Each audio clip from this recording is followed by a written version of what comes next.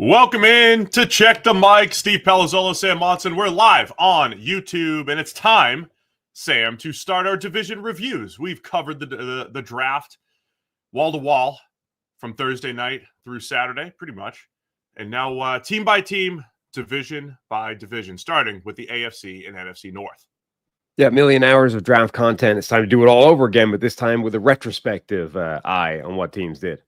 All right, let's set this up. Yeah, let's repeat a bunch of what we've said. But this is fun, though. I like looking at the team hauls. I like looking at, hey, everything that they brought back. Was there a certain theme or a strategy? How did the board fall? What does it mean going forward? We'll break it all down. And again, team by team, we're going to start with the AFC and NFC North today. Then we'll have two divisions, Monday, 2 Tuesday, and 2 on Wednesday. And we're working on a fun little maybe Thursday overarching draft recap with some other friends around the industry. So keep an eye out for that too. So plenty of Check the Mic coming this week. And shout out to everybody. We're over 40,000 subscribers now. We just hit 40,000 this weekend. Big weekend for us. And much thanks to everybody for the 40K. Wasn't expecting to necessarily get there this weekend, but yeah, been a fun little run here since we started this up in August. Yeah, I mean, even last night when we gave it the last little shout out at the end of the video, we were still, a few hundred short of 40K. I didn't expect to get it this morning when we woke up. So yeah, pretty cool. 40,000 from, whatever we started this late August to now. It's not bad going. Yeah, it's been good. And again, appreciate everybody. And thank you to everybody that's been with us all weekend during the draft. All right, it's time to go. You ready? Starting with the AFC North. We started with the Norths because, a lot of drama in the North. Let's start with the Baltimore Ravens here. They kicked things off with Malachi Starks in the first round and then Mike Green in the second round. So a really interesting 1-2 pick of the good football player Malachi Starks. Probably the best safety in the draft class for most people. And then Mike Green, a guy with a top 10 to 15 talent going in round 2.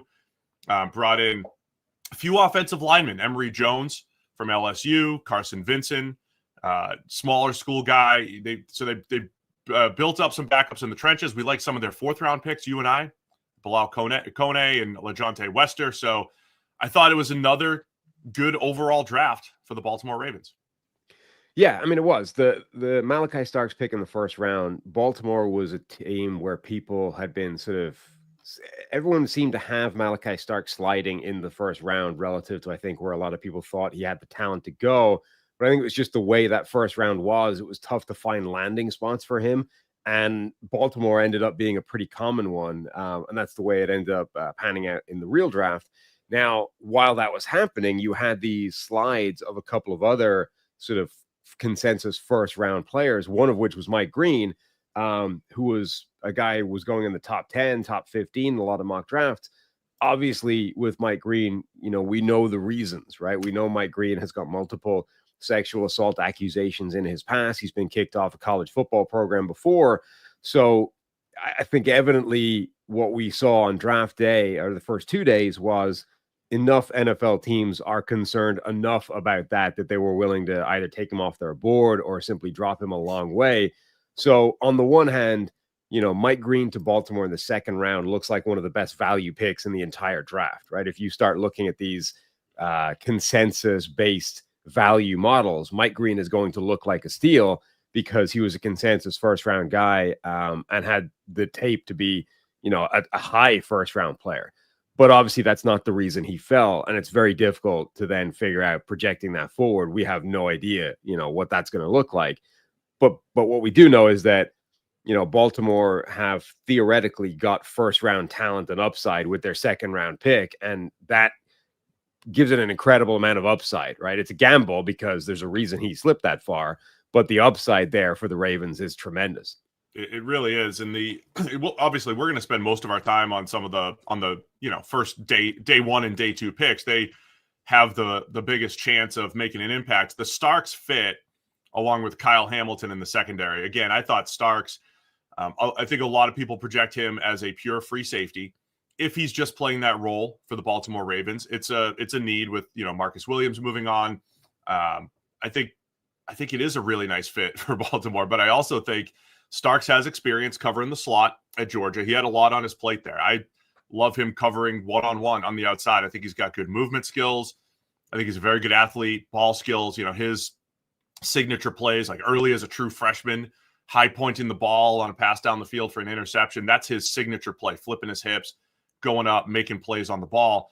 So I think he helps to continue to free up Kyle Hamilton, but also bring some versatility back there if you want to rotate those guys. Because Kyle Hamilton, we described him the same way, right? Kind of a pure free safety, and just continue to evolve as, hey, if you want to play him in and around the box, if you want to play him as the nickel over the slot, he could do it all. I think Starks has some of that ability. I think Hamilton was a better all-around football player. I mean, I think Hamilton was one of the best safeties to come out in the last 5 or 10 years, and he's shown that. Starks is not that, but I love the versatility that he brings to that secondary. Yeah, and the great thing is they can figure out where he belongs best in the secondary, and they have the pieces to move around to accommodate that. So even if it's not what we think it is, right? A lot of people think he's this pure free safety. If it turns out that's not where he's best in the NFL, they can adjust, right? That's the flexibility that Kyle Hamilton and Marlon Humphrey bring to the table. You can actually move Starks around to best suit his fit. So if it is a true free safety, I think he slots in right away. If it turns out his role should be slightly different, I think they have the pieces to make that happen.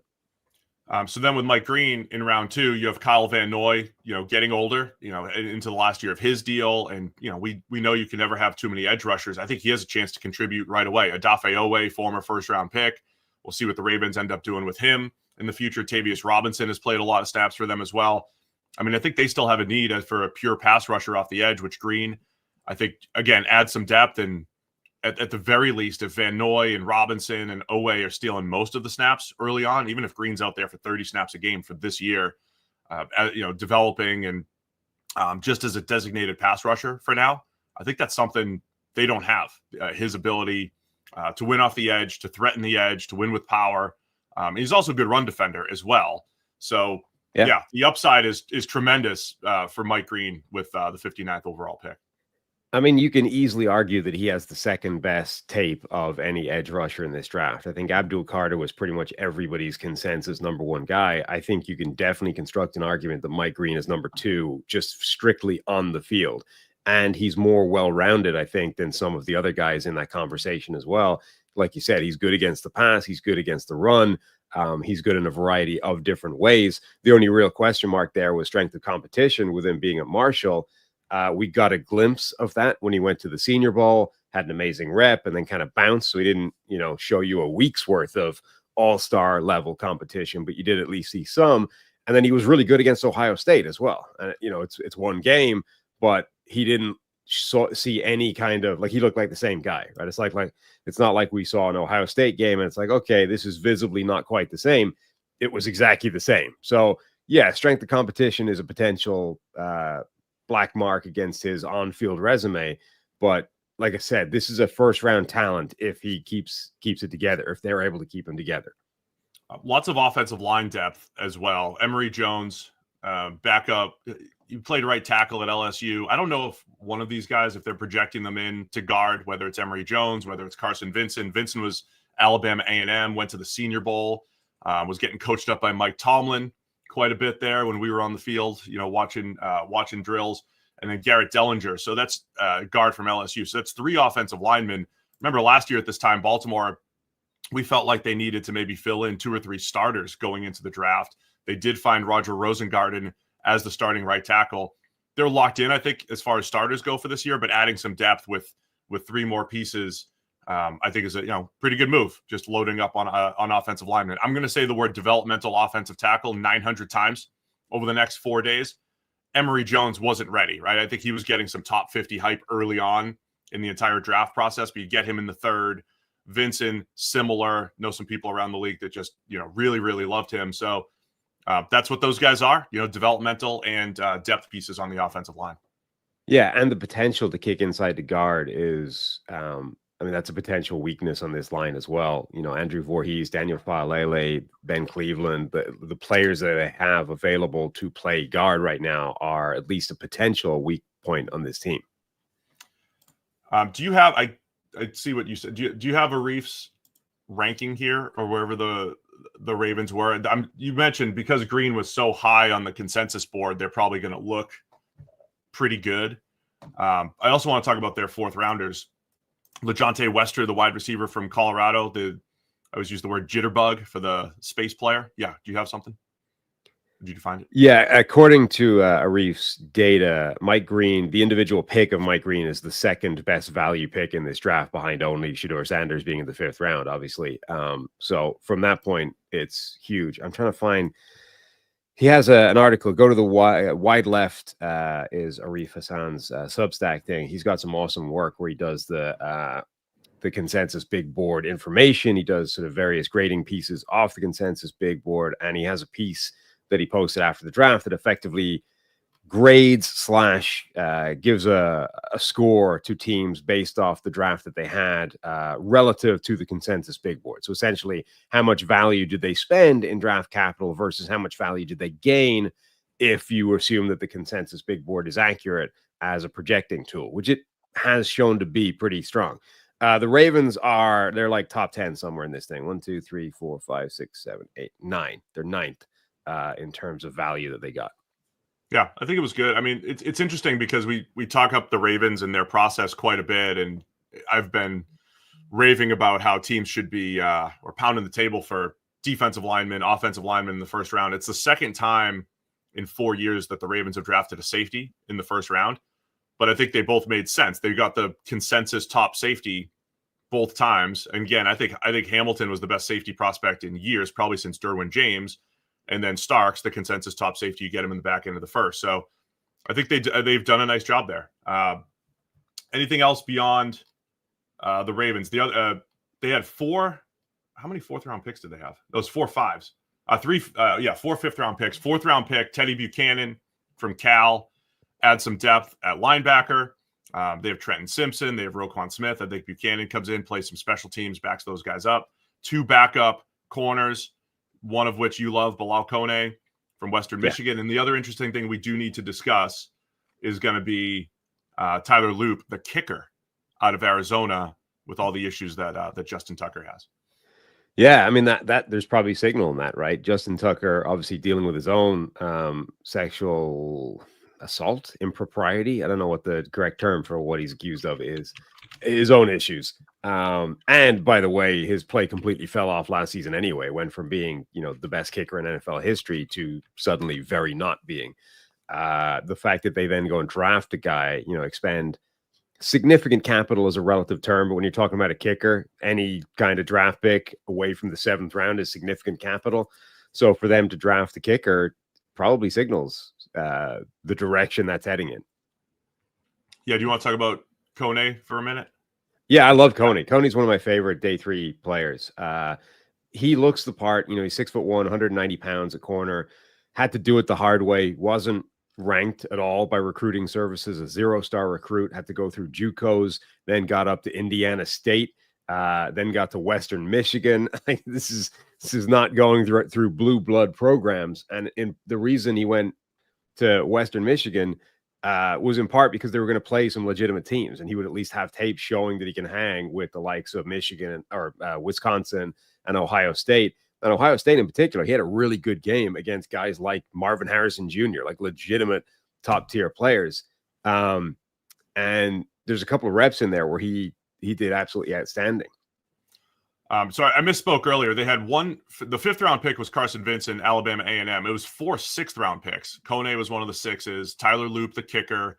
LeJontay Wester, who I talked about for a second. Just every time I watch Shedeur Sanders and he's throwing the ball short to Wester, he's just making people miss in space. I thought Wester, just a dynamic, compete for wide receiver 4, wide receiver 5 type of snaps and get him the ball in space.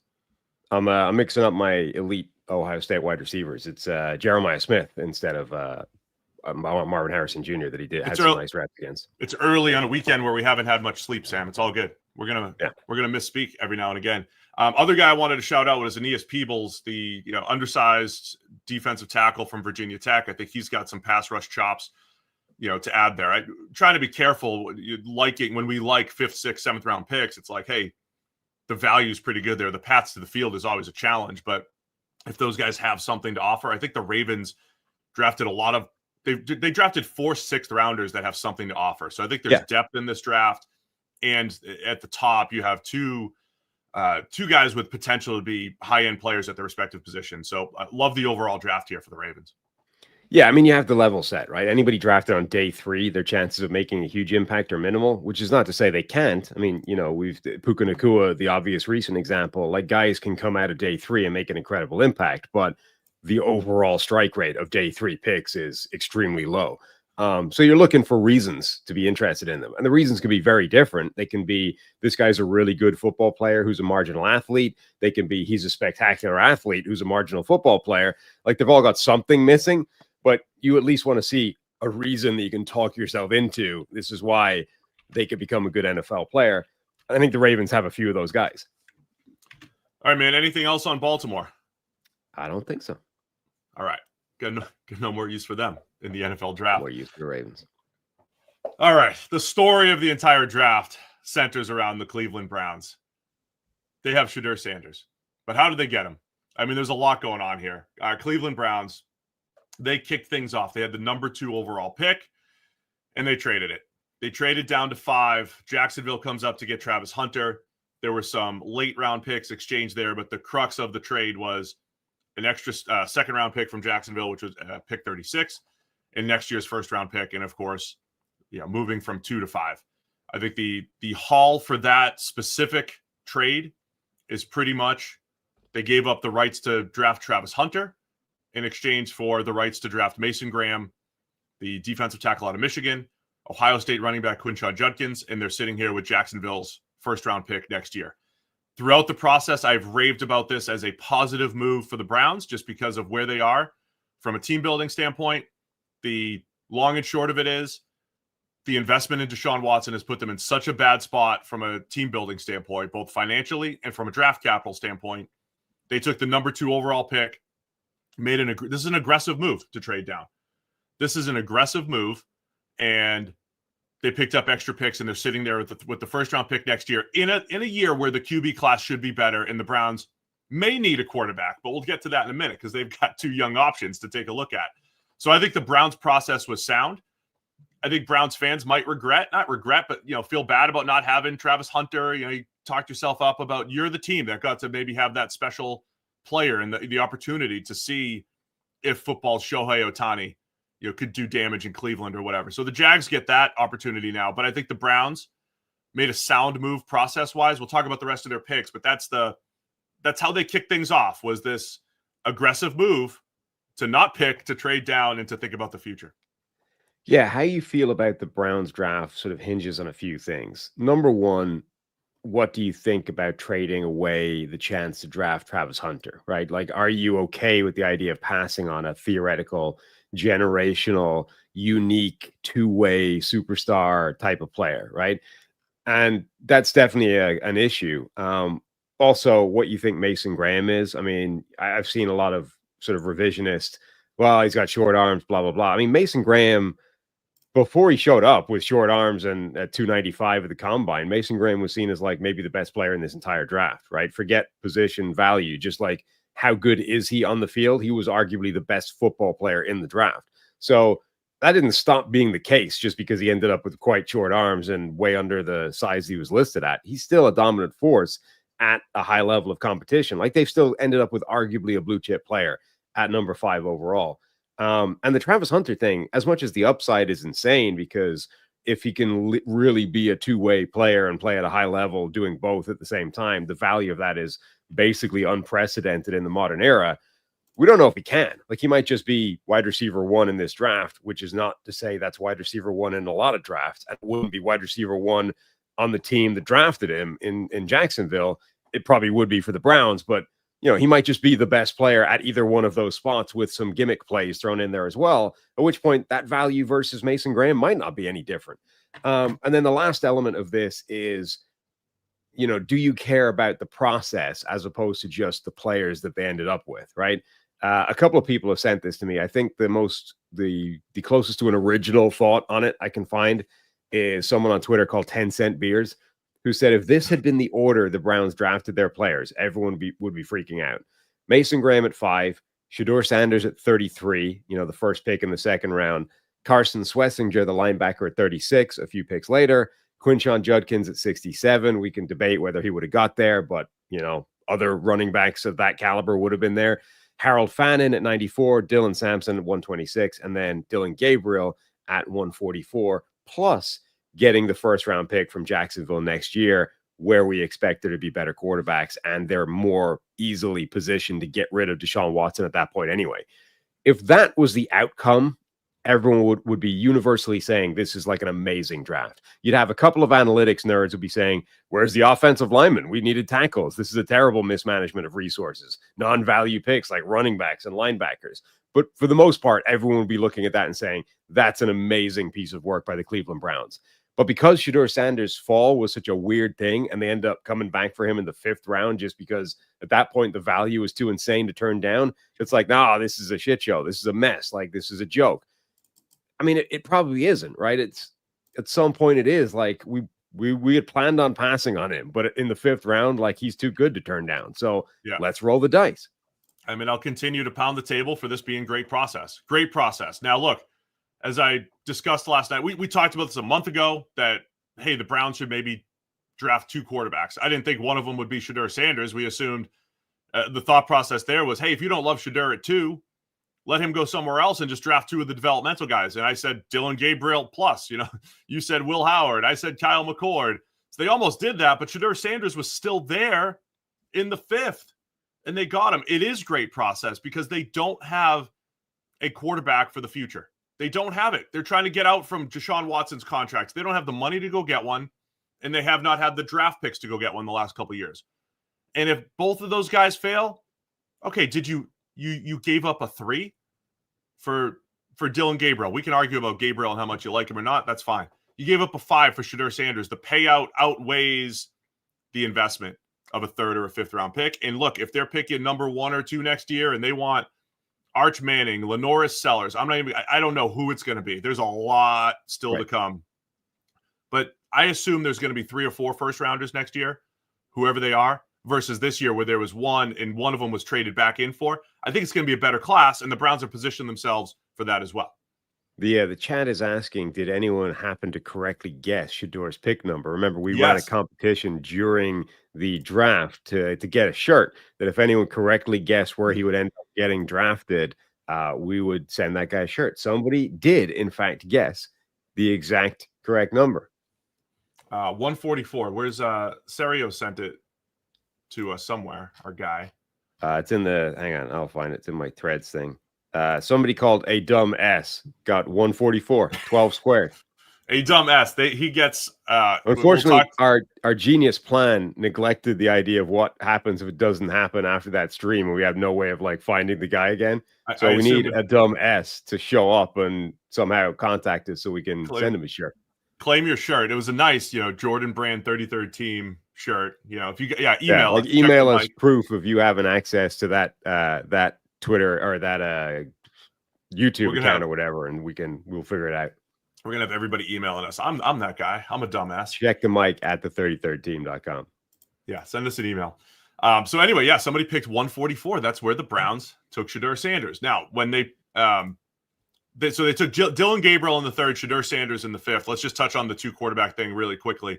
You and I both liked Dylan Gabriel, I think, more than the consensus. I saw some of our media colleagues laughing at this, Dylan Gabriel, he's a backup.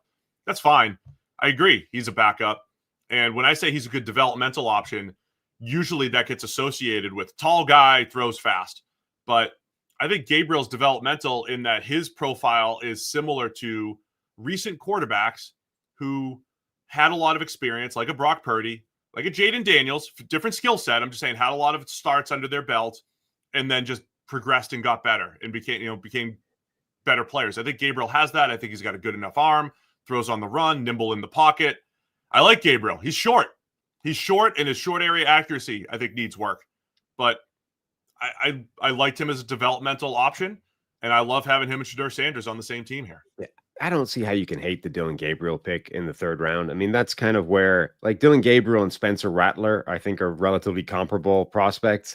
Dylan Gabriel has a wealth of experience. He's got the physical tools other than height. He's got an arm. He's got athleticism. He's stocky. He's powerful. The only thing he doesn't have is height. And, you, I, and Renner all liked him significantly, independently of each other, right? And Renner was the highest of all of us on him. I think he had him as QB was he QB3 for him or and QB4? I think JT O'Sullivan, he came in to our chat during our QB rankings. We went through our top 4. He said, all right, I'm out, guys. We got the same top 4. So I didn't check JT's, but I think he was in a similar ballpark with Gabriel. He didn't love any of them, but I think he had him at QB4. Right. And I think you're right. When you draft a quarterback in the 3rd round, he's basically a backup, right? But the 3rd round quarterbacks are guys where he's a backup, but we think if the stars align, there's a way where he could become a starter going forward, right? And I think Dylan Gabriel was of all the backup options, he's the guy that if I had to throw down $20 and say which one of these guys is going to surprise people and end up carving a niche as a starter going forward, Gabriel would be the guy that I wouldn't be shocked by. I could see him outperforming expectations and becoming a starter. Now, will he? Probably not, right? Like that's why it would be a gamble. It's why it would be a roll of the dice. But that's the one I would have made if I was taking that gamble in the 3rd round. So I have no problem with that whatsoever. And ultimately, like the bottom line in all this is the Browns have come out of this with 2 quarterbacks, which to get them to next year, basically 2 quarterbacks who could work out and become starters, either one of them. Gabriel, because he might outperform expectations, and Shedeur Sanders, because 3 weeks ago he was the 2nd quarterback in the draft and supposed to go in the top 5. So either one of those guys could work out. Minimum, it's going to take you a year to figure out that neither of them can work out, at which point you've bought yourself enough time to get to next year's draft class where you have 2 first-round picks and you can go get, a true blue chip quarterback prospect at the top of the draft. So I don't see how you can look at this and say this is whatever about the process. I don't see how you can look at this and say this is a bad outcome. I've been very consistent that as draft quarterbacks, and it's good process, even when it doesn't work out. So I thought when the Vikings made a big trade down a few years ago and drafted Kellen Mond in the 3rd, I didn't even love Kellen Mond as a prospect, but I thought it was good process because just in case, right? Because the alternative in the 3rd round is you're probably getting a backup linebacker. You might, there's good players in the 3rd, but the payout of getting the quarterback. The other piece there is a backup quarterback is expensive these days. Zach Wilson just made $6 million. So you have backups making 6, 10, Daniel Jones 14, or fringe backup starter types. So a first contract quarterback outside of the 1st round is actually pretty cheap backup. I said the same thing with Jalen Hurts. I don't think the Eagles did not draft Jalen Hurts to replace Carson Wentz. They drafted him because they liked him as a player. He was available in the 2nd. And by the way, at worst, he's a good backup. There's always the chance that he balls out in the preseason and you still loved Carson Wentz and you just trade Jalen Hurts. So now we're in that world. You have Dylan Gabriel, you have Shedeur Sanders. Maybe Shedur's as good as a lot of us thought he was, which is a 1st-round caliber player, and he goes and balls out. And so does Gabriel. And you either have a player or you have someone to trade. There's a lot of value in the quarterback investment, even if it's uncomfortable. Like, again, over-investing in quarterback should be the norm. It comes across as the most controversial. The Falcons drafted Michael Penix Jr. after paying to Kirk Cousins. The Browns drafted Dylan Gabriel and Shedeur Sanders. It feels the most controversial because we've been told if you have 2 quarterbacks, you have none. You can only have one. The team can only rally around one. Well, if you don't have your guy that you believe in for the next 5 to 10 years, you keep swinging until you find him, and the controversy will go away if you find him. If you don't take those swings, then you're sitting here in a revolving door of Kenny Pickett and Joe Flacco and whoever else. It's the right move here for the Browns. But also, it doesn't have the same level of risk attached to other instances where this has happened, right? Like the Washington took a ton of crap when they drafted Kirk Cousins in the 4th, having drafted RG3 at the top of the draft, right? Now, number one, it ended up being correct because Kirk Cousins was the guy that lasted from that. Now, RG3, it was a knee injury, and then it was, running himself out of that building. But they needed Kirk Cousins after all that. And so that was the correct, quote unquote, decision. The Eagles, when they had Carson Wentz, drafted Jalen Hurts, and he ends up being the starter, and they end up having to get rid of Carson Wentz. The risk attached there of, we bring in this quarterback and it causes problems is suddenly you've got a problem with your well-paid, heavily invested in starter. If the Shedeur Sanders thing becomes a problem for the Browns, there's no risk. They don't have a quarterback right now. They have investments of a 3rd and a 5th round pick in these 2 guys. The 5th round pick in particular is low enough that if he comes in with an attitude and causing problems and making everybody's life uncomfortable, they cut his ass in training camp and nobody cares. Like 5th-round picks get cut all the time. It's not a thing, right? So the absolute worst case scenario is Shedeur Sanders comes in with an attitude, with a media circus, with a giant headache for the Browns organization, and they cut him and they walk away, and it's fine. It's a risk worth taking. The upside is look at the way he handled this draft weekend, right? It was a horrible situation for Shedeur personally.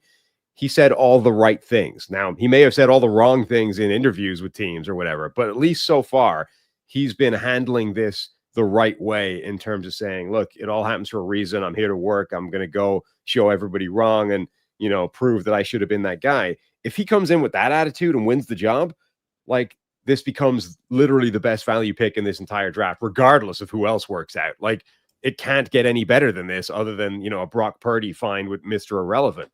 So the upside is phenomenal. The downside is negligible, even if the reason they did it was because like Jimmy Haslam spasmed in the meeting. It was like, dude, draft him. Otherwise I'm, firing everybody. And I don't know that that was true, right? Everyone's looking at that video where it's like a quiet, somber, round of applause. Jimmy Haslam's looking equally as miserable as everybody else. So it's not like he was going, let's go. And everyone else is in tears. We have to know what they looked like on all their other picks. I don't think we didn't get the draft room view on every pick. So I like it, man.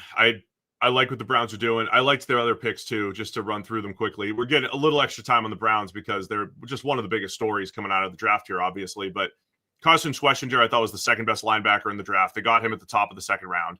Yep. He's got 1 year of experience, uber productive at UCLA, flies around the field. I think he's got coverage range. I know JOK is dealing with some injury issues coming off of last year, and what his future is going to be, I don't know. But I think Schwessinger, there was a big drop off at linebacker. So I liked the Eagles getting Jahad Campbell 2 picks earlier. I liked the Browns getting Schwessinger, even though it's linebacker. I wanted to load up on D-line in this draft, but I thought this was a good value pick, and they double up at running back. Quinshon Judkins from Ohio State, Dylan Sampson from Tennessee. Anyone's running back rankings could have those guys. They were both in the top 6 or 7 for almost every single person. They may have been in different order. I know a lot of people love Sampson. Some people love Judkins. Good way to double up at a position that was pretty deep. And Harold Fannin Jr., I think, has great ability to stretch the seam, work the middle of the field.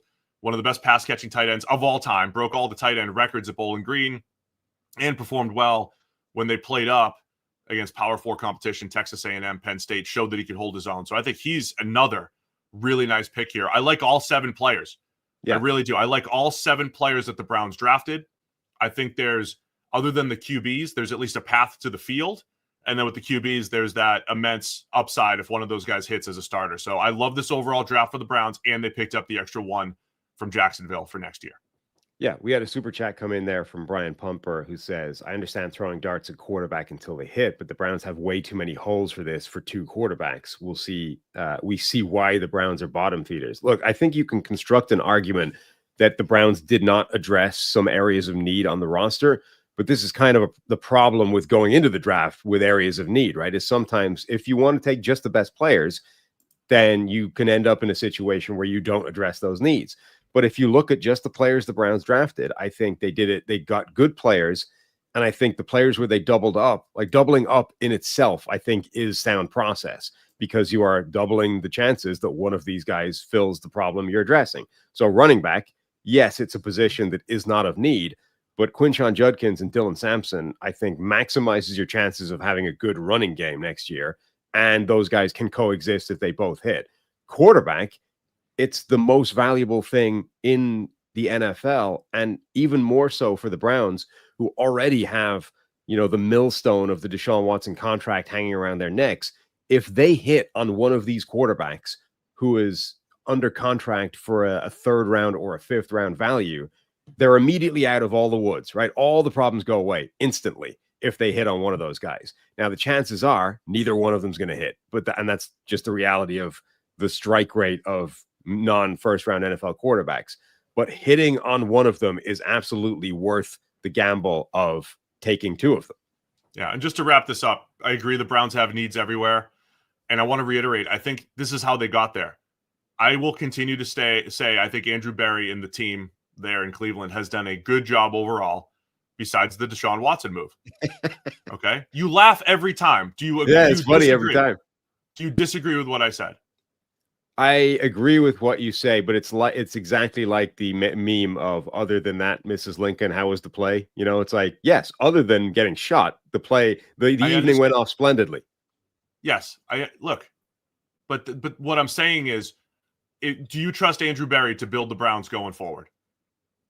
And if you say no because, well, he paid Deshaun Watson, you got to get rid of him, then I think you're short-sighted and missing things. Because especially if that was owner initiated, the Watson thing, because again, it wasn't just pay a free agent and now you've got cap issues. It was trade for a guy and give him a fully guaranteed worst contract in history. They have cap issues, cap flexibilities out the door, and they've missed their last 3 first-round picks. Those are 2 double whammies. That's why they have the needs. They can't fill them in free agency, and they haven't drafted high-value players.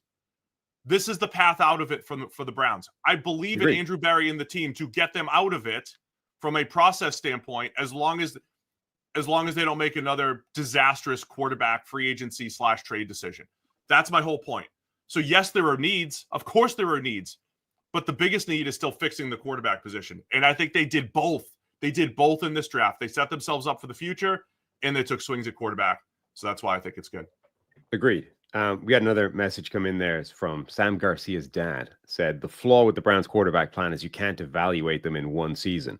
So I think I disagree with that a little bit. I think it's hard to you definitely don't get a full picture on any quarterback after one season, but particularly the guys that are drafted in the mid to low rounds, when you find one of those guys that's different from the expectation, Russell Wilson, Dak Prescott, Tony Romo, like when you find a guy that completely defies his draft ranking, it tends to be obvious pretty immediately, right? Like, oh, look, we got this wrong. I mean, Dak Prescott was winning that job at a training camp. Russell Wilson, same thing. They just paid Matt Flynn. And suddenly it's like, hey, the short guy we drafted in the 3rd round is better. He's the starter. Tony Romo came out of nowhere pretty quickly. Like, I think and the reality is you just don't get a long shot at this if you're a 3rd or a 5th round guy. So I think you can give each one of these guys, and it won't work this way. They're not going to get a turn, but like you could give either one of these guys half the season and get a pretty good idea if they're going to be an answer or not next year. And if they're not, you're immediately positioned to just draft, like fully invest in the top of the 1st round. And it may be harsh to them, but like unlucky, that's the way it works. And at worst, you gave up a 3 and a 5. I think you'll survive because the hit rate on those for non QBs is also pretty low. Yeah, Rafter Irving's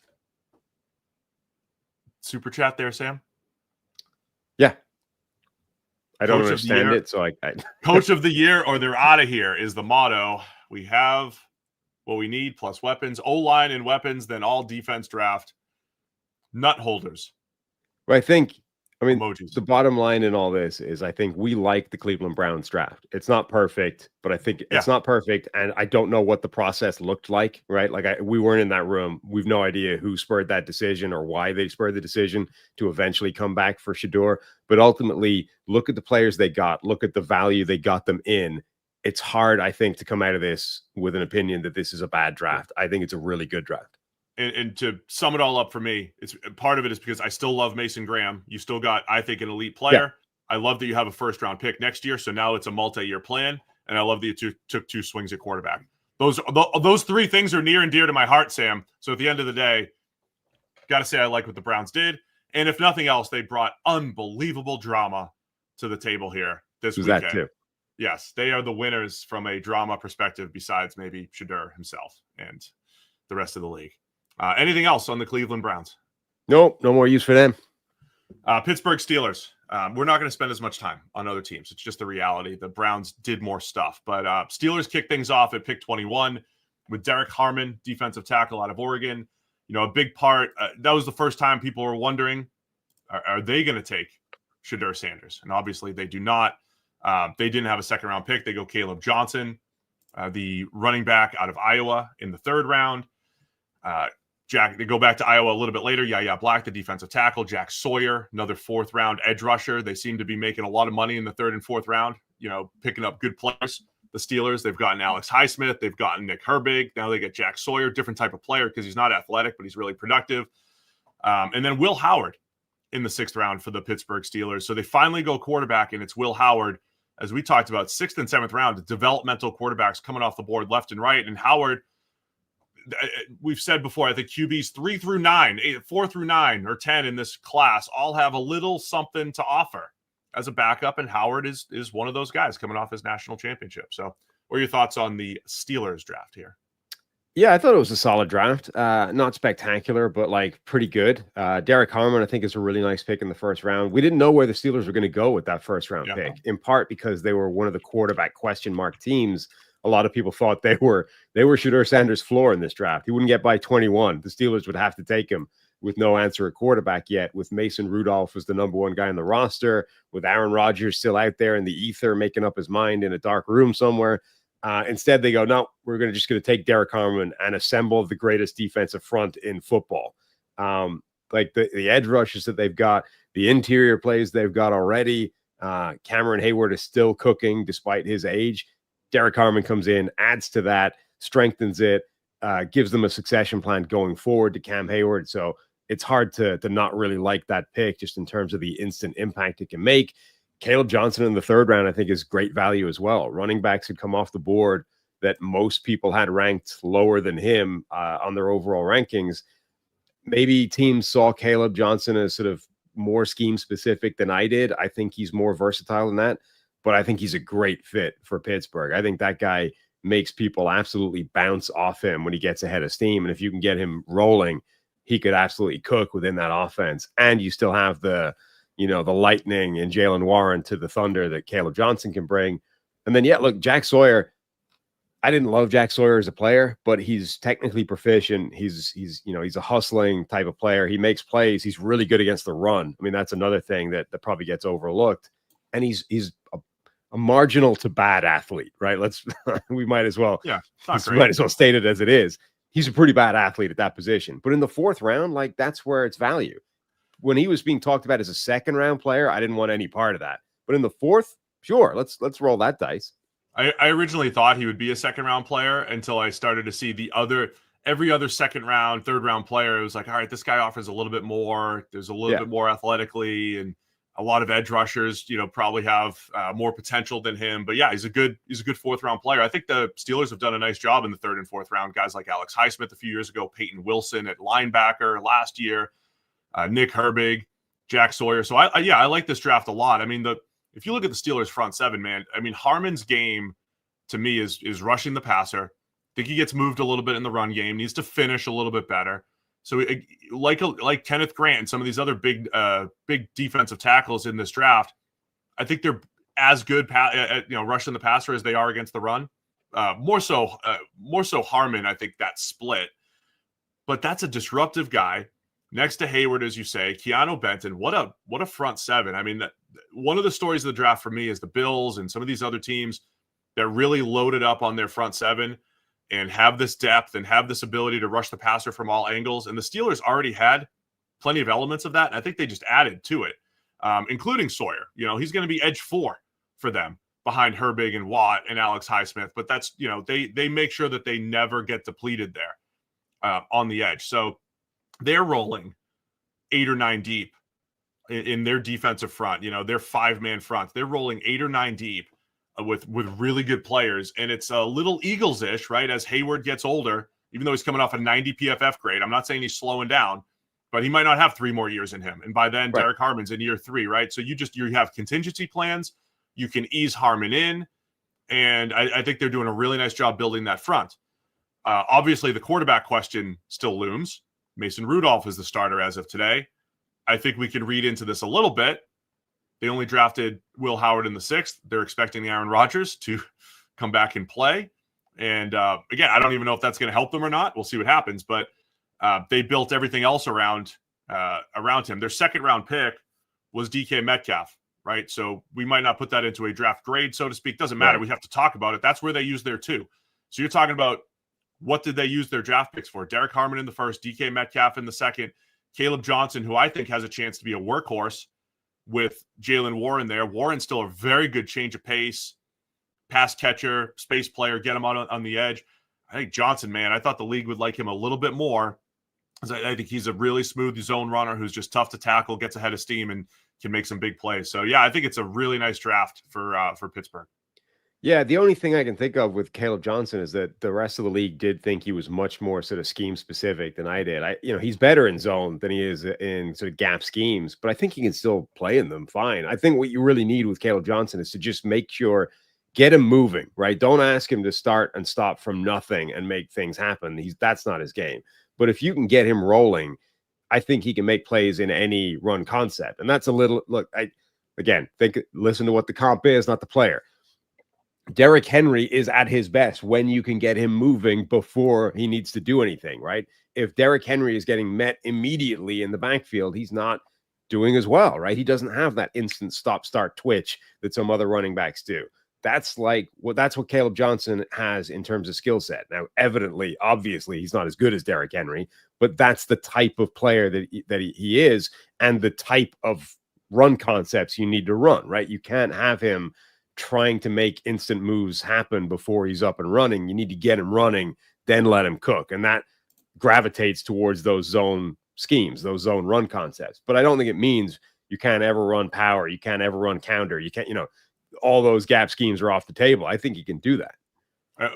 Arthur Smith, though, is going to do, more wide zone anyway. So that part is a really good fit. And the Steelers, whether they've hit on every draft pick or not, have invested a lot. There's a lot of youth on that offensive line. So so here's what it is, Sam. It reminds me of the Browns a couple of years ago where we said, hey, offensive line, pass catchers, it's a good roster all around. Like if you're just ranking non-quarterback rosters in the NFL, it's in pretty good shape. I'm not saying it's top 2, but it's in pretty good shape. It's probably in the top half to, it's top 10-ish without, listing everybody in my head. I think it's good.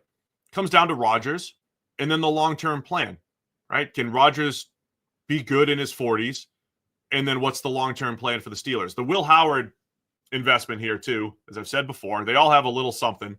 He was really nice down the stretch on that run, the playoff run. I thought he did a nice job bouncing back from adversity throughout the season, including, kind of blowing an opportunity in the Oregon regular season game where he slid early when they were going in field goal range. The Michigan game, that was worst game of the season, an absolute dud. I mean, Ohio State was, in depression for a month leading into the playoff, and then they go 4 straight and win it. And Howard's hitting Jeremiah Smith with a 3rd and 11 go ball. So I thought his ability to handle adversity, bounce back, his accuracy is a little scattershot. He'll throw some hospital balls over the middle of the field, but pretty good arm, pretty good athlete. Would mix in some really accurate passes in there, but just inconsistent. And that's a nice 6th round option at quarterback. Yeah. Howard's kind of interesting because a lot of times you look at players and you sort of see the traits or the big plays and you kind of project what they can do going forward. And it oftentimes what your takeaway of sort of seeing the positive things is a little bit more positive than their overall, the amalgam, the total of everything they're doing. I sort of had the opposite feeling from Will Howard, where actually the totality of what he did was pretty good, but I felt worse about it by watching his tape, right? And then it didn't help when he then goes to the combine and just looks awful, right? Has just this scattershot, terrible accuracy and general approach in all the drills. But he got better every year of his college career. He's got sort of NFL prototype size. He was playing his best football in his final season, late in his final season, including arguably the best game of his entire career in the national title game. I mean, that's exactly the way you want it to be, right? He's coming into the NFL with the arrow pointed up in the arc improving, all that kind of good stuff. Was coached up by Chip Kelly in his final season. So, you can argue the guy turbocharged his sort of career once he got around the best coach he had as well. That's probably, there might be some signal in that as well. I like it. There's a reason to take a chance on him, I guess. I would be scared away from a lot of his tape, but there's definitely enough to talk yourself into the idea that he could become something. Other guy I just wanted to shout out, Yaya Black, just another long defensive tackle from Iowa. Pretty good against the run. Okay, pass rusher, just another rotational body in the 5th round. And so, yeah, a lot of lot of teams with multiple defensive line investments in this draft. And I think the Steelers, if we were ranking front sevens or, defensive lines that include their outside backers like TJ Watt, Alex Highsmith, Steelers they're up there, man. And Harmon definitely helped that during this draft. Anything else on Pittsburgh? No. All right, let's go to the Cincinnati Bengals. They had 6 picks. They came in with 6 picks. They left with 6. They don't do a ton of, they'll trade up and down a little bit, but not a lot of times that they're drafting in high volume. So Shamar Stewart, edge rusher out of Texas A&M in the first. Demetrius Knight, the South Carolina linebacker in the second round. Georgia guard Dylan Fairchild in the third. They go back to linebacker with Barrett Carter. Tackle/guard Jalen Rivers from Miami. And then Texas Tech running back Taj Brooks. What were your overall thoughts on the Bengals draft here, Sam? It's very unexciting, and a lot of people hate it. It's one of sort of the consensus least favorite drafts out there.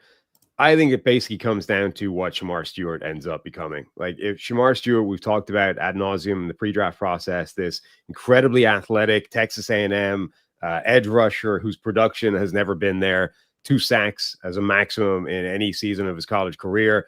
The pressure rate is higher than the sack rate. So I think he is better than just 2 sacks every single season. But the pressure, the overall production has not been there. But every single person that turns on the tape and watches Shamar Stewart immediately is like, okay, I get it. I see that he could become something. I think it's more complicated than that. I do worry that he has the same level of change of direction of some of these other athletic, freaky pass rushers that have become good players in the NFL. He also falls off a ridiculous number of tackles for a guy that big, powerful, and strong. But basically, this draft ends up becoming a referendum on, is Shamar Stewart going to become a really good defensive end? If he is, the draft's fine. If he isn't, the draft probably looks like one of the worst out there. Here are those measurables: 34 plus inch arms for defensive ends. Once you're over 34, you're in a rare territory. 84-inch wingspan. That's massive. Ran a 4.59 40 with a 1.58 get off. And again, we saw that in person at the Senior Bowl. I think as a straight line linear athlete, he is exceptional. And that leads to an incredible bull rush against certain tackles at the Senior Bowl. His get off is outstanding. Everything vertical is incredible, or linear. A 40-inch vertical, really good broad jump. He's a great explosive athlete. I think the change of, and then so the question is, can you turn it into production, right? This whole process, Sam, in the draft is trying to find productive football players. That's it. And we debate, do you need to be a certain size? Do you need a certain arm length to be a productive? All pointed toward to be a productive football player. Do you have to have previously been productive to be productive in the future? If you weren't productive previously, at what level athlete do you need to be to eventually get it? So these are the questions with Shamar Stewart. I always view production not from a sack total perspective. I assume if people were watching the network, everybody would say the big question is 1.5 sacks. The big question for me is he's had these measurables for 3 years in college. And the pressure rate, it's way better than the sack total. It's still not good relative to other first-round edge rushers. Everything from a production standpoint is below the level of recent first-round edge rushers. So now it's the question of recently, Trayvon Walker, Tyree Wilson, you can go back to Rashawn Gary a couple of years ago, and then later round picks like a Yaya Diaby or Daniil Hunter. Those are the types of players that we're looking at. Josh Sweat. It took him a few years, but he ended up figuring it out and just got paid. Had a really nice couple of years with the Eagles and just got paid by the Cardinals. So that's what we're looking at. Can he turn the incredible workouts, the incredible athleticism, the 5-star pedigree, can he turn that into NFL production? And so, I agree. Like the Bengals draft is very much dependent on that. I also think in the short term, I'm assuming Trey Hendrickson's going to be back, and I think he's, one of the best off the edge, right? And Shamar Stewart, he can win and be disruptive in the run game. He's better in the run game right now as far as just blowing up blocks and causing chaos. But I think he could do a little bit of that as a pass rusher, even if he's not finishing. So there's this element of like, hey, go be explosive and cause havoc, and Hendrickson will clean up, and hopefully we've got a little bit more interior rush. So there's a path here. I just don't know if there's the same path that certainly like an Abdul Carter or what we think Mike Green could be, or James Pierce, or some of the other rushers who have already produced at the college level and they also have really good athleticism. So that's what we're looking at here with Shamar Stewart. Yeah, his bull rush is crazy. Like I would be extremely surprised if his bull rush wasn't still effective at the NFL level, even if he never developed anything else, right? Even if all he is a dude that has the power to effectively take a blocking sled and throw them back into the quarterback at a relatively decent rate. I would be pretty shocked if he couldn't do that at the next level. He is too big, strong, explosive, and powerful, and it's too devastating at the college level, at a good level. So, I think he will bring that to the table, and then we just don't know what else he's going to end up being able to produce. The one thing I would point out about this draft, though, going back to Arif Hassan's study relative to consensus value, etc., this doesn't feel like a good draft, but it does. That study effectively says they got good value at these picks, right? Yeah. The value of this draft is fine. It's just the specific players that they took and the positions that those players are. Like it was a low position value draft, and some of the players have some question marks. Shout out to M in the chat, the super chat comment from him. M, I think the Bengals drafted Shamar specifically to defend the Ravens and Lamar because of his rollouts and scrambles. Now, if they did, it's a terrible pick. Well, from an athleticism perspective, I agree, and I've said that for a while. I think an athletic edge rusher who doesn't win one-on-one, but holds the edge and is athletic enough to handle the quarterback is valuable in today's NFL. But what did you see on film, Sam? He might be the worst of the top draft picks at edge rusher at that. He is horrendous at corralling a loose quarterback there are so many plays where he has the guy wrapped up and just falls off the tackle. I would take, I think, literally any other top 10 edge rusher that I ranked over him for that specific role, including the ones that are significantly worse athletes than he is. Yeah, that's it. It's like Jalen Walker. That was his specialty, so to speak. Obviously, he went off the board 2 picks earlier. That was his specialty. I think they drafted him hoping that the workout turns into production, and that's it. There's a question in the chat there, or a comment in the chat there from DJ Dog 31 says maybe due to A&M's defensive scheme being cheeks. It is worth bringing that up, right? Yeah. Players have gone in both directions from that defense, and every single time they're worse at Texas A&M than they are anywhere else, right? Nick Scorton was better at Purdue than he was at Texas A&M. Players have left Texas A&M and been better once they left. I forget who was it. The Syracuse kid who was at Texas A&M before that. I forget who I'm referencing. But every time that Texas A&M defense seems to make them worse. It is. I do wonder the second you get Shamar Stewart out of that scheme if he immediately looks better. It is a fair question. My counter to that is always that could absolutely be true, but for me, it's easier to have seen them do it in the college level and have the athleticism, right? So it's still, again, same thing we talked about with Trayvon Walker. Oh, he's playing a 4 technique. He's playing inside over the tackle. He doesn't always get to rush. They're using him on stunts a lot at Georgia. Fine. That may have hurt the production number. There's still risk because we haven't seen him do it consistently, no matter what the reason is. But I think it's absolutely a fair point to say, why are the production numbers lower? Maybe it is Texas A&M. Yes. Fadil Diggs is who I was talking about. 4 years at Texas A&M, goes to Syracuse, doubles his production, has a significantly better PFF pass rushing grade. I agree with you. Like, whether or not that is true, you don't know how much if that is absolutely a factor, we have no idea how much of a factor. On the other hand, I think it's like number 18 or something on A&M. Every time I was watching Scorton, Shamar Turner, Shamar Stewart, right? It was number 18, I think it was, that popped. He's a 2026 guy.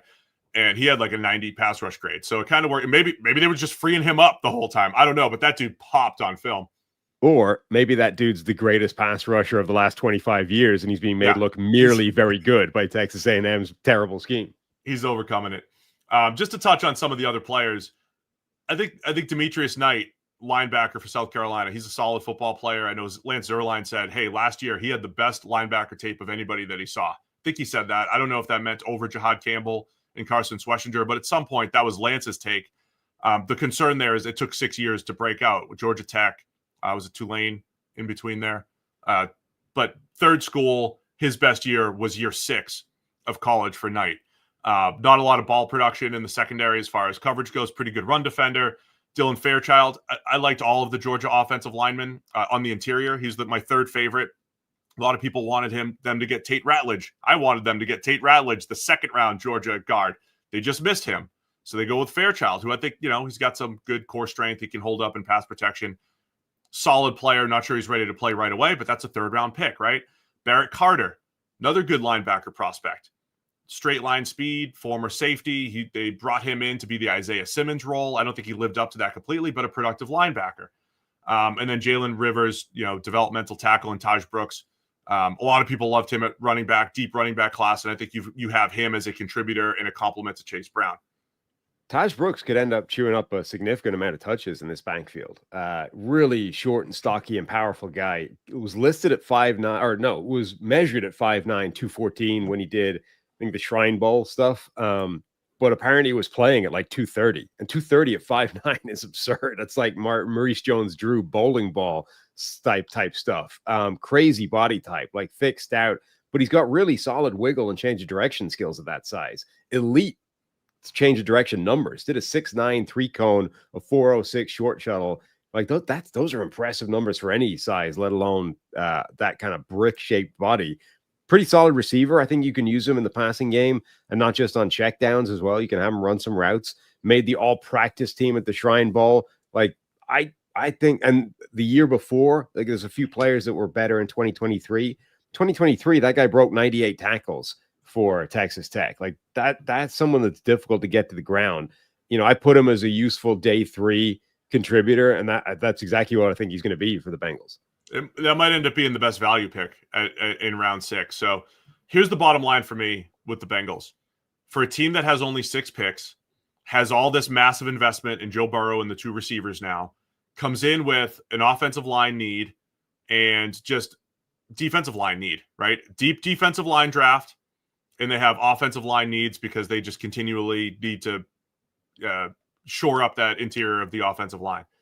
And they come away with an upside edge rusher in the first round, 2 linebackers, a guard, a developmental tackle / guard, and a running back. That's the thing, right? So other teams, I think other teams had 6 picks, and it was like 2 receivers, 2 corners, and 2 defensive linemen. Yeah. And I liked all the players at each of those spots, right? So it doesn't feel great to me because of the positional value. And in a deep defensive line draft, the one defensive lineman that you got, I think, has production, and he's a projection, right? So That's why it doesn't feel good, I think, to people grading this draft or to Bengals fans right now. I've made this point a lot. I think collectively NFL teams are getting smarter, right? And we don't really have the drafts anymore where you look at it and you're like, I hate every one of these draft picks. I think this draft could have been achieved by having a guy randomly throw darts at a board, right? Those are gone. And so you're left with drafts like this where it's like, I don't love this draft. There's a couple of, like, I like Taj Brooks. I understand the Shamar Stewart pick, and it's in the range where I would start considering taking him. Like, they didn't draft him, 2 overall or anything. So I get it, right? I don't love it. I wouldn't have made it happen like this. I would have targeted different positions, but I understand it. Like, I can't hate it. It's not one of my favorite drafts, but it's fine. It's middle of the road. And, sometimes it's kind of like, if you're not getting better, you're getting worse by comparison. It's kind of like that, right? I think some teams had great drafts, and in comparison to those teams, this is a bad draft. But in abstract terms, I don't think it's a bad draft. All right, well, I'm going to wrap up the Bengals. Here's my analogy, Sam. When you're describing an NFL quarterback's arm, and you would say average NFL arm, well, how many of the 32 starters have at least an average NFL arm? Probably 30 have at least an average NFL arm, right? So it's like kind of on a curve. So everybody, because you're talking about baselines, I think that's what's going to happen with the Bengals. Like, it's like an average draft, but you're going to rank 30 of them above them, and so they're going to end up probably lower in the that's what I'm saying. Is there just aren't that many train wreck drafts anymore, so it's probably one of the worst drafts, but I don't think it's bad. All right, that's the AFC North. Got to tell you about we're underwear. I don't know, influencers now, Sam. Had never heard of SKIMS before, and I'd heard of SKIMS, but I had not heard of the men's line that they were offering. It was men's inevitable underwear. That eventually the underwear people would come to us to advocate for them. 12 years doing this show, we finally get to be underwear influencers. I'm excited because SKIMS, they sent us a couple samples. and they were so good. I'm going to convert the whole underwear drawer to Skims in the coming weeks here, going the whole way. So they're now offering men's underwear, and they fit great. They've got the cotton and they have the stretch. I've promoted the stretch on this. Now I think I'm back to cotton this week. Big cotton fan. I like those. Yeah, they were good. So those are the two. They offer two types of boxer briefs for men. It's cotton or stretch. Cotton's designed for day-to-day use. Stretch built for athletic performance. I mean, I'm a former professional athlete, but the cotton's really, the comfort is through the roof. Absolutely love it. So this week I'm promoting cotton over stretch, but they're both great and they're both fantastic. So we're both cotton guys right now. You could shop Skims Men at skims.com and Skims stores. Let them know that we sent you. After you place your order, you got to select podcast in the survey, select our show, check the mic in the drop-down menu that follows. Skims is the official underwear partner of the NBA, WNBA, and USA Basketball, and of course, the official underwear partner of Check the Mic. So again, it's all about credit here. So tell them that we sent you. Select podcast in the survey, select our show, check the mic. I don't think you're going to be disappointed. That's the thing. Because they sent them and I was like, yes, these are great. Love the feel, love the fit. Can't wait to promote it. They're legit. I mean, honestly, we've been sent some free sample underwear in the past, and they have not lasted beyond the length of our time advocating for those things. But these are legit. I'm gonna keep wearing these. They are one of my favorite sets of underwear. And I saw Ashton Genty was modeling and promoting a rival underwear company during the draft. So just you, me, and Ashton Genty are the draft advocate underwear models this year. Just Genty, exactly the way we always thought it would be. Now, I like Genty because he gave me the signed Sharpie, which is my favorite pen, the Sharpie, the S2. But we're in underwear competition, apparently, us and Genty, friend of the show. All right, let's rivals, go to effectively direct rivals with Ashton Genty. Let's go to the NFC North. Chicago Bears are first up. Certainly an interesting draft for the Chicago Bears. They started at pick 10 with Colston Loveland. Come back in the second round. I think they wanted Travion Henderson. A lot of buzz around Travion Henderson. He goes the previous pick or two picks ahead.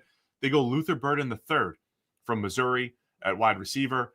Ozzie Trapillo, another second-round pick out of Boston College because they started moving around the board a little bit, the Bears. And then a third second-round pick on Shamar Turner from Texas A&M. So they picked up those extra twos after trading down with the Buffalo Bills, who had the extra two twos. Ruben Hippolyte the second, fast linebacker out of Maryland in the fourth round. Zoff Frazier, developmental corner in the fifth. Luke Newman, the guard out of Michigan State in the sixth. And then Kyle Monangai, running back out of Rutgers. The interesting notes to me, two playmakers at the top for Caleb Williams. And for a team that was linked to running backs, remember they had 3 picks in the top 41. They were linked to Ashton Genty.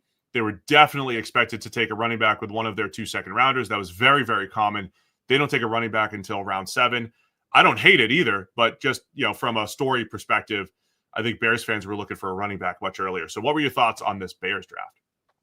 It's a draft that I loved on day 2, and I started to fall less in love with it on day 3. It felt like it lost its way a little bit, in my opinion. Anyway, it is interesting that they passed on running back with one of those top 3 picks. I think everyone kind of expected them to get one somewhere, and yeah, you can argue maybe they had targeted a running back at each, in either scenario. I think if Genty was there at 10, they would have taken him. He obviously went before that. I think maybe, as you said, Henderson, they might have taken him if he hadn't been taking a pick before. And with both those guys off the board, they decided to wait, and they end up coming right at the end with a running back in the 7th round. But I do love the players that they took on the first couple of days. Like Colston Loveland, just such a fascinating addition to this offense.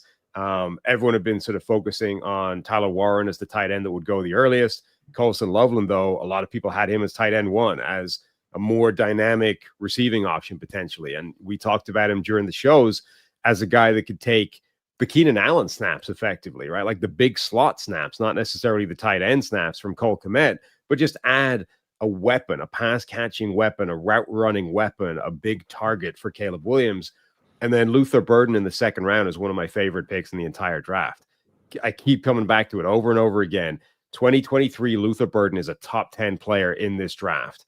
And yeah, he fell off in 2024. His quarterback got hurt. There were some attitude questions in terms of how he handled the bad season and those types of things. but we're in the second round. We're banking on potential and upside. That guy has as much potential and upside as any receiver in this draft, and the Bears were able to get him in the second round with their second draft pick. So I love what that can, and they don't need him to be the number one. They don't, like, he can just come in and be a playmaker, and they'll figure out how big a role he can have as they go. Love those first 2 picks. Yeah, I mean, I like a lot of what I think so many people were locked into running back for the Bears because they do the same thing a lot of analysts do. They go through the depth chart and said, okay, they just crazily invested in the offensive line. They went heavy there early in the draft process. Maybe they were going to look at Kelvin Banks or some other offensive lineman, but they sorted that in free agency. Then you go to receiver. It's like, well, they have DJ Moore and Rome Odunze, so they have 2 starting receivers. Then you go to tight end. It's like, well, they have Cole Kmet. You have a starting tight end. You go to running back. DeAndre Swift, just kind of a speed guy, more of a complementary piece. We need the bell cow running back. That's the missing piece of this offense. So, again, I like when you go back and you say, no, that receiving core is not set yet. The tight end room is not set yet. And now what have they added to this passing attack? Well, last year, if you listen to our friend JT O'Sullivan and his breakdowns, which are fantastic, Cole Kmet's kind of slow and inconsistent, and Keenan Allen was looking kind of slow and inconsistent. Now you have Luther Burden as your 3. You have a dynamic after the catch weapon. At worst, like, run him on the Missouri routes. Let him be an after the catch threat because Rome Odunze and DJ Moore are better outside receivers. So you have a dynamic after the catch guy. You have Colston Loveland, as we talked about, big slot, so we could do some of the Allen stuff, but also just you could put 2 tight ends out there. You're allowed to use 12 personnel. You're allowed to have 2 wide receivers and 2 tight ends on the field at the same time. So now you have some formation versatility. And I think the signature play, the signature Caleb Williams to Colston Loveland throw is going to be that seam route. Williams can zip that seam. Loveland stretches the seam really well, catches the ball off his frame extremely well. He's really good adjusting from a scramble drill perspective, which plays to Caleb Williams' game. So you have 2 pass game weapons, and maybe you neglected the starting running back.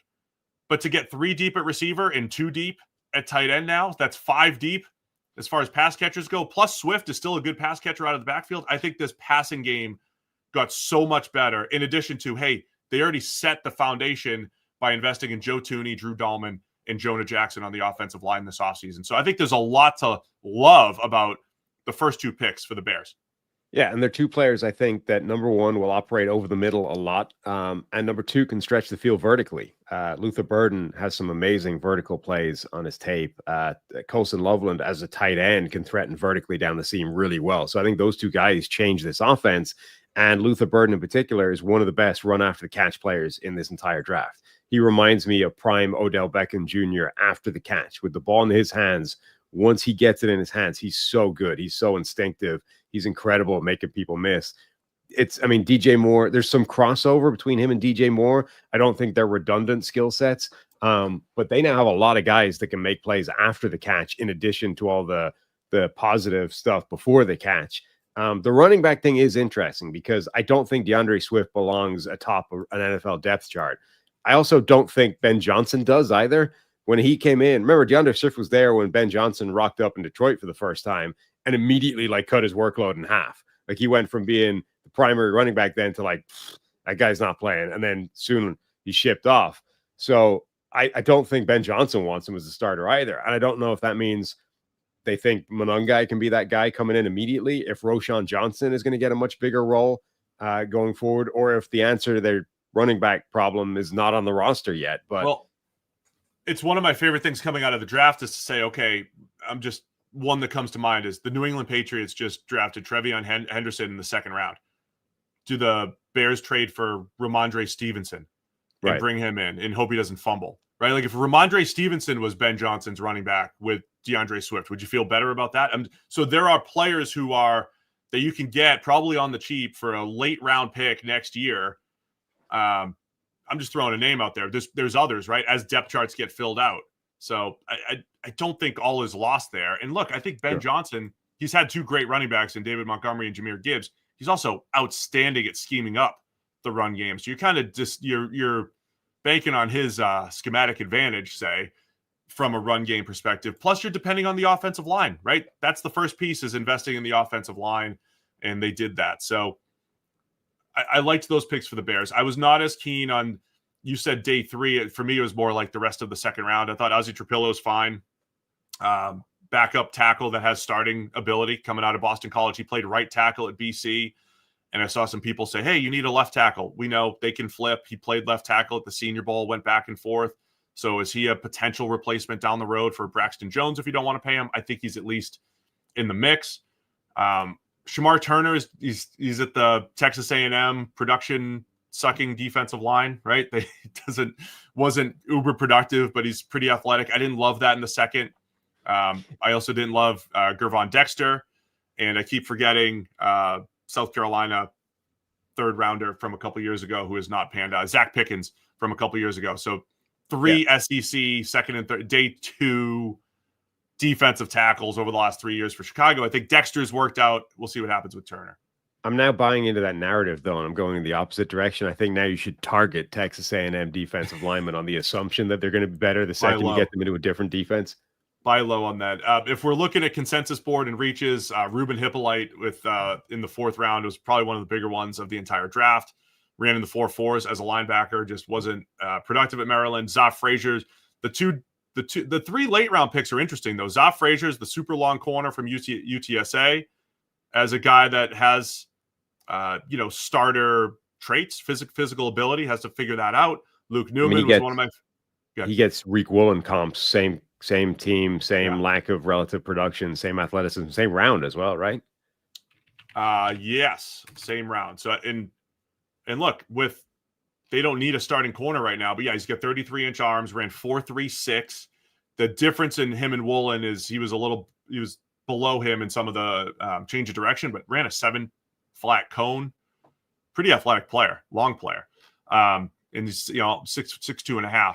So that's a good 5th round pick. Luke Newman, sleeper guard for me, did a nice job at Michigan State via Holy Cross. And then Monangai is a low pad, tough to tackle running back who I think has a shot. Him and Roschon Johnson maybe battling for some of those snaps. So not bad overall for the Bears. I think the top 2 were like unexpected, but have a chance to be a really big impact here for the Bears pass game. The other A&M better outside that we forgot about, of course, is Walter Nolan. That's a good point too. The evidence is mounting. Everyone leaving. I mean, it's one of those things I've always wanted to study both ways, right? Are there certain systems or schemes that elevate production or suppress production? Again, production. Yeah. We were PFF guys for years. That is production for me, which is, charting snaps for 1,000 snaps of a player and saying, did you win? Did you lose? That's production to me, and studying whether or not that gets elevated or suppressed depending on role and depending on system and what you're asked to do. So it's worth investigating, and maybe we soften our maybe the Bengals are geniuses for going with Shamar Stewart there in the 1st round. A couple Shamars. Anything else on the Bears? Arif's data, the kind of relative to the consensus board, effectively how much value did you get with your picks, does not like this draft. It has it as one of the bottom 6 drafts, the 5th worst draft in terms of the value they got with these picks. I'm guessing Shamar Turner, probably Trapillo, Turner, Hippolyte. I bet Newman was really low on boards, but he shouldn't have been. So, yeah, interesting. All right, let's go Detroit Lions here. Lions kick things off with Ohio State defensive tackle Tyleik Williams in the 1st. They come back with Tate Ratledge, Georgia guard, in the 2nd round. They make a power move. They give up, was it 2 threes to go get Isaac Tesla? They went and got Isaac Tesla, the wide receiver out of Arkansas, with the 6th pick of the 3rd round. We'll talk about him in a minute.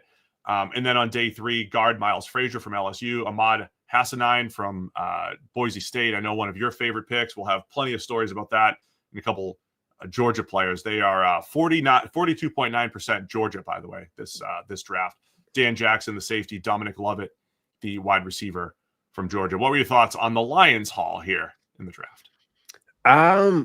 Yeah, an interesting draft. So a lot of it is, one thing I found when we were doing all the live stuff, right, and you're going through the pick by pick, blah, blah, blah, is it was difficult. I think it's difficult now to keep track of like the trades and what exactly that those net out as.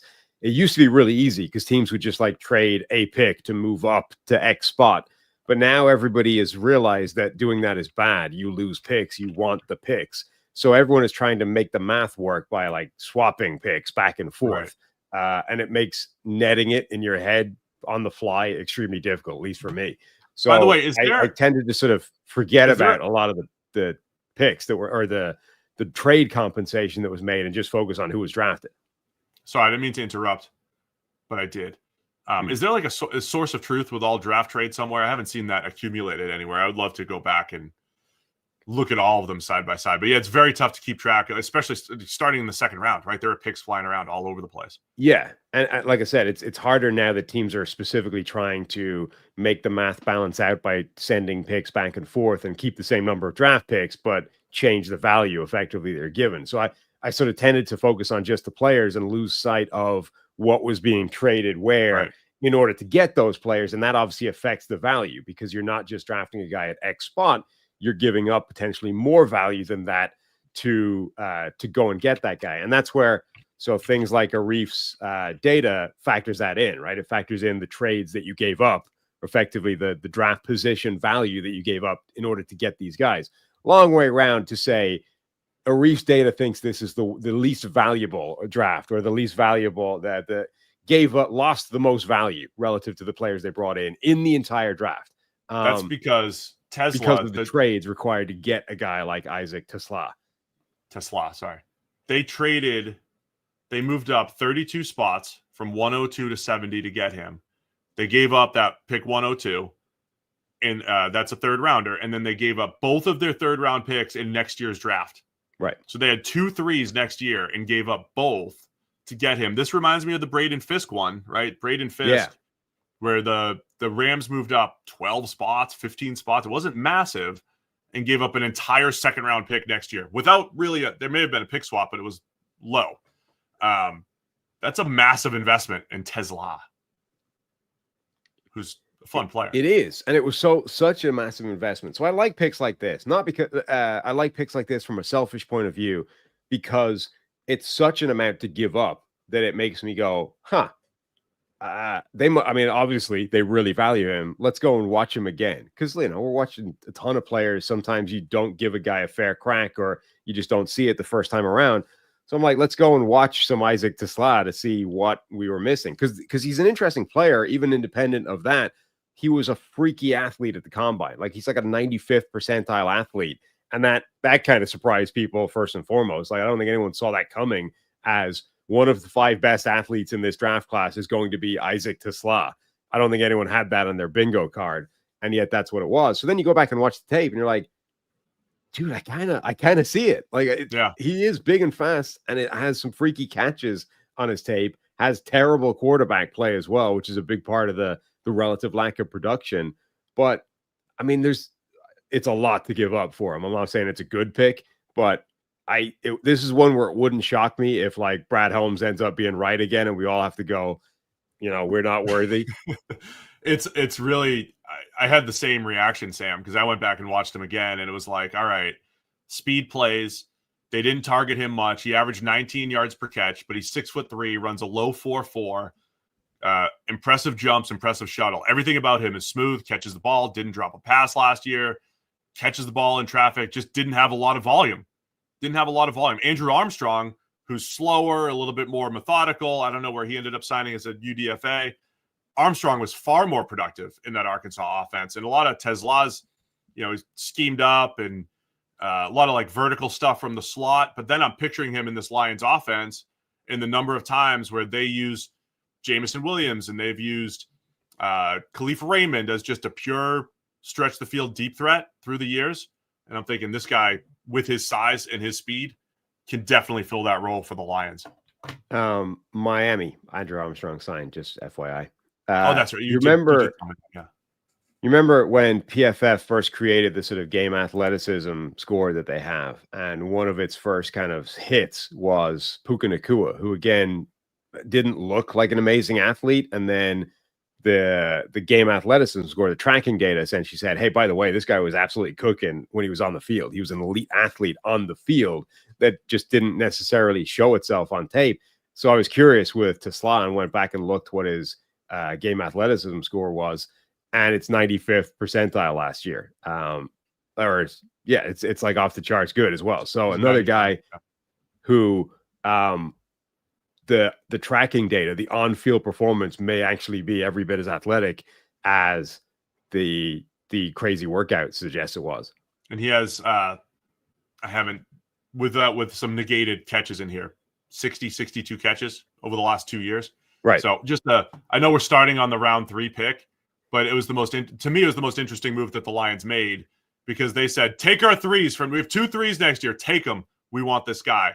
And now it's like, oh, did Brad do it again? Maybe, because Tesla is a fascinating prospect. He was a late invite as well to the Senior Bowl when someone left or there was an injury, whatever it was. He came to the Senior Bowl, so it wasn't like he was a complete sleeper. Like, the league knew about him, but the Lions, like, he was expected to go maybe day 3, and the Lions said, no, we need to have him with pick 70 overall early in the 3rd round. Well, not just we need to have him, but we need to give up a lot to get him now. Like, that's the thing that really jumps out. Tesla. All right, Tyreek Williams was the first pick for the Lions. He was the 5th defensive tackle off the board. I do think it was a strong class, but also a trend in the NFL as they're getting paid a ton of money. Fascinating addition to already having Alim McNeill and DJ Reader, another huge body. Of all the 5 defensive tackles that went in the first, I think he's the worst pass rusher, but maybe the best pure run defender, or certainly the best pure hold the point nose tackle. Yeah. He is a disruptor and just another big body added to this Detroit defensive line. So those first 2 picks, right? D tackle there, and then guard Tate Ratledge with the second one, just shoring up the trenches on both sides of the ball for the Lions. Yeah, sometimes drafts are characterized by what they didn't get or what they passed up all the way along the draft. And everyone had been saying, look, the Lions have got to be getting an edge rusher in the first round, or, somewhere at the top of the draft. And they ended up passing on edge rusher all the way down to Hassanine in the 6th round. And even he is only a nominal edge rusher as opposed to a true, edge pass rushing presence. But Tyreek Williams, just in a vacuum, makes a lot of sense for this defense. There's a degree of redundancy with him and DJ Reader, or, they already have Reader. They've got Alim McNeill. They've got Levi Onwuzurike who they brought back. It's not like they're weak up front, but DJ Reader's only there for another year. He's also got a pretty extensive injury history. Tyreek Williams come in. Number one, there's space for 4 guys in a defensive tackle rotation for an elite team like Detroit, right? A team that wants to go to the Super Bowl. Having 4 guys that cause problems in the middle is not a problem. Number 2, it's a long-term play, right? It's the DJ Reader succession plan on top of that. And yeah, like, Williams, I think, is a really good underrated player. He reminded me a bit of Pat Williams, the old Minnesota Vikings, half of the Williams wall. Just this absolutely powerful, like, the strength that he has is nuts. Pat Williams had that as well. And Tyreek, a lot of players can play the run by disrupting and penetrating into the backfield and sort of attacking gaps. A lot of guys can just occupy space and hold the point as a 2-gap guy. Not many people can just do it by pure strength, by just being stronger than the offensive lineman in front of him and, like, rocking that guy backwards on contact and resetting the line of scrimmage. Williams does that consistently. It's kind of amazing to watch. Yeah, I think he's a really good player. I thought coming into the season, he would have been a fringe first-round player. Always felt like he could have dominated a little bit more. I think he took a step in that right direction. If you go back to 2023, when they played Notre Dame, Joe Alt's trying to down block him, and he's just tossing Joe Alt aside. Like, he's got some really freakish, impressive plays in there. So I think there's even more potential in there with Tyreek. I still wonder if he's ever a good pass rusher. But right. I mean, if you tell him, hey, just go push the pocket and, let Aiden Hutchinson get around the edge, maybe there is something there. And one of the questions we had after day 2, they passed up some good edge rushers, whether it was a Princely as a designated pass rusher, Nick Scorton, Donovan Ezaraku. They passed it. That's going to be an interesting thing to keep an eye on. I know they got Hassanine later, but we thought even doubling up at edge, trying to solve that spot opposite Aiden Hutchinson, and they went differently with Tyreek in the middle. And then Ratledge, who I really liked. He goes at 57 overall in the 2nd round. I think he can move people in the run game. Excellent pass protector. He has a mullet as well. And always felt like, look at this thing. Look at that. Look at it. I mean, you just put a line, when you're watching him run at the combine, and you're just like, Dan, get off the field. Campbell, you can't take him now. You can't take him home with you now, Dan. Dan got a lot of his favorite players in this draft. I could tell. So Ratledge felt destined to be a Lion. I thought he would have been a good fit for the Bengals, who had that guard need in the second round. Someone on Twitter joked, because I fired a whole bunch of mock drafts out over the last few weeks for various teams. They're like, you pick Ratledge for every team. I said, yes, I think that's where the value is, the guard drop off. So I think it was a good fit there. He comes in, probably competes right away with Christian Mahogany and gives you some insurance for Glasgow on the other side. So, and they double Glasgow. up. They brought Miles Frazier in later, who can, compete at guard as well. At guard, I think, was a potential weakness, right? Mahogany is an unknown quantity in relative terms on the right side. Graham Glasgow is maybe in the weakest part of that offensive line anyway, is getting older and, could be replaced at some point at the left guard spot. So bringing in competition for one or both of those spots is smart. Frazier's from LSU, really good pass blocking profile at guard, better pass blocker than a run blocker. Also had one of the better pass blocking grades at the Senior Bowl. So two guards to fit. I think they had a need there, and at worst, they have depth, right? So I think that's great. We talked about Tesla in the third, and then Hassenine and his fun story from Boise State, round 6, pick 196, Sam. Yeah, I mean, he's one of the most amazing stories in this draft. He ends up becoming the first Egyptian to be drafted, to be in the NFL. He was like a teenage CrossFit champion in Egypt, and then eventually his family sort of got him over here. Basically took up football to try and, create a better life, create a success for himself. And that was like late in his high school career, goes to Boise State, and his intensity, his joy for it, his motivation for it it's phenomenal to watch. Like, watch him at the combine. He's like, hyping up the coaches before the drills. He's like running that figure 8, drill where you drop the towel and pick it up again.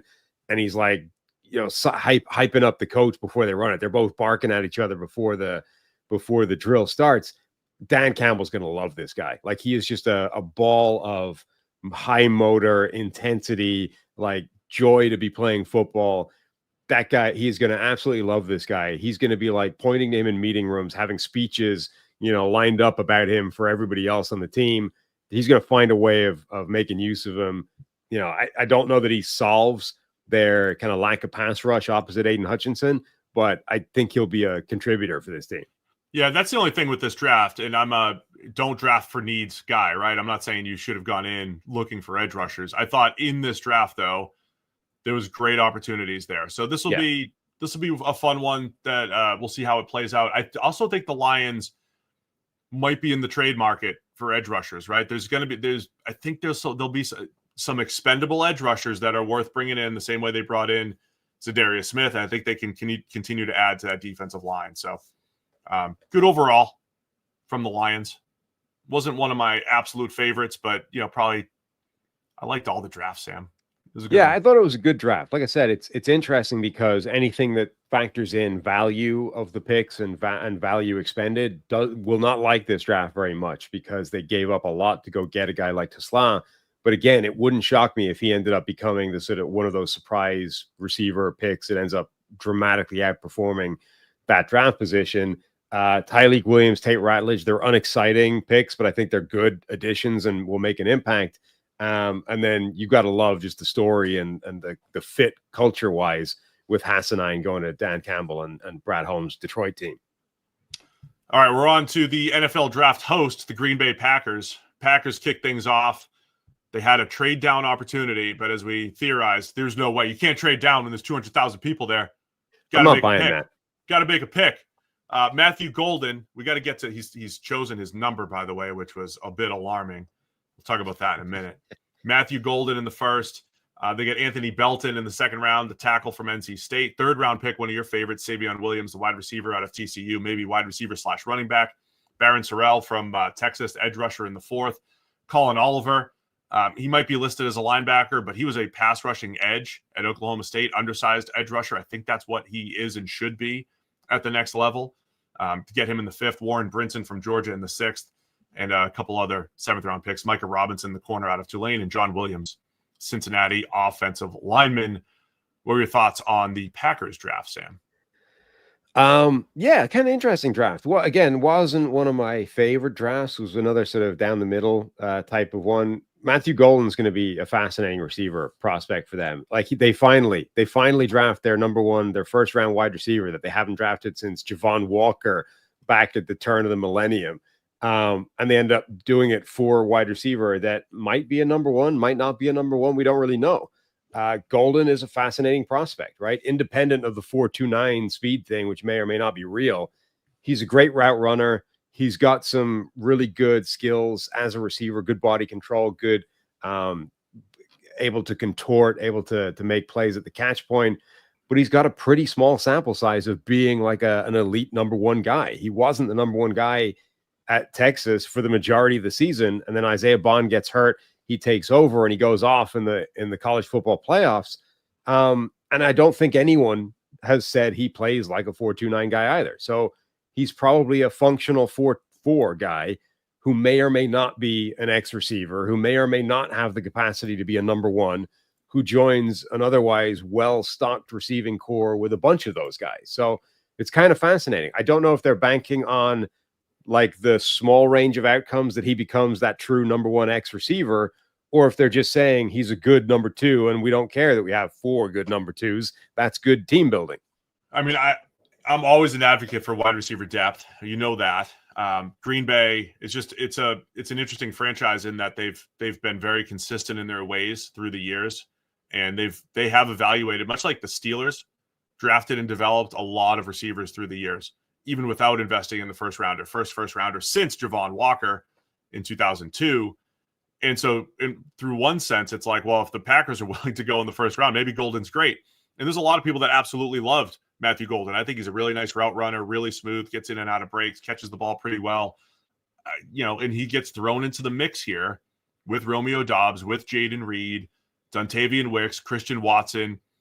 I think his skill set's closest to Doubs, but if they find a way to get the speed to play, it's kind of a combo of Romeo Doubs and Christian Watson. If they could get the 4.29 to show up, because every one of those other receivers has something different, right? Jaden Reed is your slot, shifty guy, jet sweep, right, running over routes. Dontavian Wicks is your big-bodied receiver.